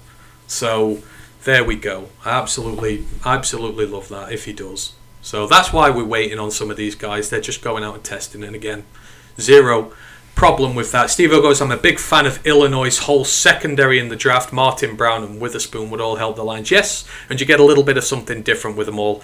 Witherspoon's your lockdown outside corner. Brown is kind of like your Jaquavius Martin's the hybrid guy who can play safety, corner, a little bit of everything. And Brown is your inside guy. So, depending on what you want, there is a guy in the Illinois secondary because of it. And one of them three will be on the Lions next year. I am certain on it. Bobo's Micro Mike said earlier in the chat that Jamal was working on it, so I'm hopeful. 100%. 100%. Maybe they're just trying to figure out the best deal for them. You've got to see who becomes available on the market, who's in the draft. There are a lot of factors that go into re-signing a player. If you re-sign them too early and circumstances change, you may lose out. You just got to be patient and get the right deal done there. The Lions are resurrecting careers. That's a big deal for players from Steve. 100%. I think that's why players come here. Because they know they will get fair opportunity to do so, and that's why they're working out more often than not. Charles Harris, no one cared. Rebuilt his career here, and yes, he's been injured, it's a shame, but he did. Rebuilt it. You know, I just like the way it works. Chark, it's not worked, but, you know, the injuries, maybe one more year he could do it, but people have come in and better. Anzalone is now viewed as a really good linebacker. When he came here, he was not. I was not enthralled. We were not enthralled the first year. It's resurrected. And we're now a development place for rookies. And that's a big thing for vets. They know a team drafts well and is full of young talent. They'll 100% want to come here. You know, we are 1,000% more appealing destination than we were then when Brad Holmes arrived. That's where we wanted to go. Cool Down Rat says, last season we had 5 cornerbacks and 4 safeties in the 53. Yes, so that'd be Sutton, Okuda, Jerry, Draft. I don't think Hughes is coming back, but we might carry more. We carried lots on the practice squad, and the practice squad numbers have gone higher, so you can keep more people on the practice squad, so you'll probably have more there as well. Right, let's have a look for some more deals, and then we'll start to wrap this up soon. Because as I say, I need to have a bit of a break. No, nothing else. All quiet on the Western Front, as they say. Doesn't seem to be a lot on there, unless I can find anything otherwise. No. Think we're all good. So, yeah, there's been a roundup of some deals. So, Javon Hargrave, 4 years, $84 million to the 49ers. Broncos paid Mike McGlinchey, 5 years, $87.5 million. Ben Powers, been paid by the Broncos as well, $52 million over 4 years. So, that's $139 million that the Broncos have spent on 2 offensive linemen there. Woo! TJ Edwards gone to the Bears for 3 years, $19.5 million. That is an incredibly good deal. I know it's the Bears, but that's really good. Lions, we got Cameron Sutton. The Falcons got David Onyemata, 3 years, $35 million. Patriots re-signed Jonathan Jones, 2 years, $19 million, good deal. Keyshawn Nixon's gone 1 year, $6 million back to the Packers. Jarrett Stidham, $10 million for 2 years with the Broncos. Commanders have made a few signings as well. They've got the right tackle from Kansas City, and they got a center, Nick Gates, for 3 years. The money is not out there just yet, but you know, lots on. So I think this is where we will about leave. If anyone's got any questions they want to ask me before I go on my little break, then please do so. If not, I'm going to go and have some food and recharge for the show later. I appreciate everyone who's been in here with me. I had like nearly 50 people in here this evening, so you know, I just can't thank you enough for backing us. If you're following us on YouTube, if you've not subscribed to us already, please do so. We are 11 away from 900 subs. We start doing giveaways when we get to 900, so your backing means everything to us. Really appreciate it. Crimson, I've seen that comment, but Anthony Witherspoon is a safety. Don't be like Luke. I love Luke G to death, but this thing about Witherspoon and safeties, it's testing our bond. We're rock solid, but he's trying. Teflon is not a safety. Stop it. Stop putting this thing out there, please. Any other bits? Mile Marker goes, we need to get to a point where the only reason players don't want to come here is because of the weather. That is true. I think we're getting to that point. Dragon Fan Tim goes from Noah Strackbine, who covered Cameron Sutton in Pittsburgh. He's fought through injuries, including a groin that certainly lingered throughout the season, but you wouldn't know from watching him. So grit, there you have. Like Frank, playing through injury, playing really well. That's actually quite good, actually, to know that he can grit the pain out, and maybe that's why he stood out to the Lions. Tim goes, San Francisco going to be a problem 100%. I don't want to go against that D-line. It's going to crush everybody. Thanks, Bobo. Appreciate it. Steve-O goes, Florida will always have us beat for getting players because of no state tax and nice weather. 100% true. Appreciate that, Mile. I'm glad you've enjoyed the stream. Det Fatman goes, Cam Sutton seems weird if he is his own corner. If this is a sign that new coaching and scheme is developing this defense, or is Sutton about to try his hand more at man? I think you need guys who can do everything. So, I don't know, we'll see. He's played inside and out. He's got scheme versatility, and usually these scheme versatile guys are pretty adaptable, so I wouldn't be 100% be concerned about that. Jack Frost's in, says, what's up, Big Ann? What's up to you, good sir? Thank you all well. Sutton is durable, yeah. If he's been playing through a groin injury all year, then he's certainly durable. He doesn't take time off, so 100%. I think he will be durable. I think he will be good for us. I'm excited. I'm going to go watch some more tape on him when I get some time, just to get myself hyped up about it. Big Aries goes, how long till we're back? We are back in, oh my god, 55 minutes. So less than an hour. So I am definitely going to go and have a break now. So yeah, we'll be back talking cornerback prospects in the draft. And of course, we'll go through the Lions news. And you'll have more than just me wittering on here. We've got Ryan, Tom, and Ash all on later as well. We're going to talk cornerback prospects. We're going to talk free agency frenzy so far. So again, thank you everyone who's been on Twitch. I've really enjoyed this. It's been good fun. Hopefully you've enjoyed it as well. Hopefully you've enjoyed Cameron Sutton coming to the Lions. And we shall hopefully get some more guys in. So thank you Twitch, thank you YouTube. I'll not do the usual line outs, I'll do it all later. You know where to find us on YouTube, on Twitch, online, on Twitter. You know, keep following us. You're the best. I love you all, one pride, and we shall see you again soon. Ellie Soden goes, Ash, yeah, you related to Ash by any chance? But yeah, bless him, he is on later. He's got to talk to us all about corners. So no, Mike, you are the GOAT. You really, really are. So I aspire to be as good as you are. Thanks, Det Fan Man. Oh, I'm a feature of the fan base. You're going to make me blush. So yeah, I'm whittling. Go and enjoy your time, guys. I'm going to go and enjoy some food. I'm going to be back in an hour with the guys. So come back and join us. Until then, just remains for me to thank everyone who has come in and joined this evening. And I'll see you soon. One pride. Oop, press the outro button.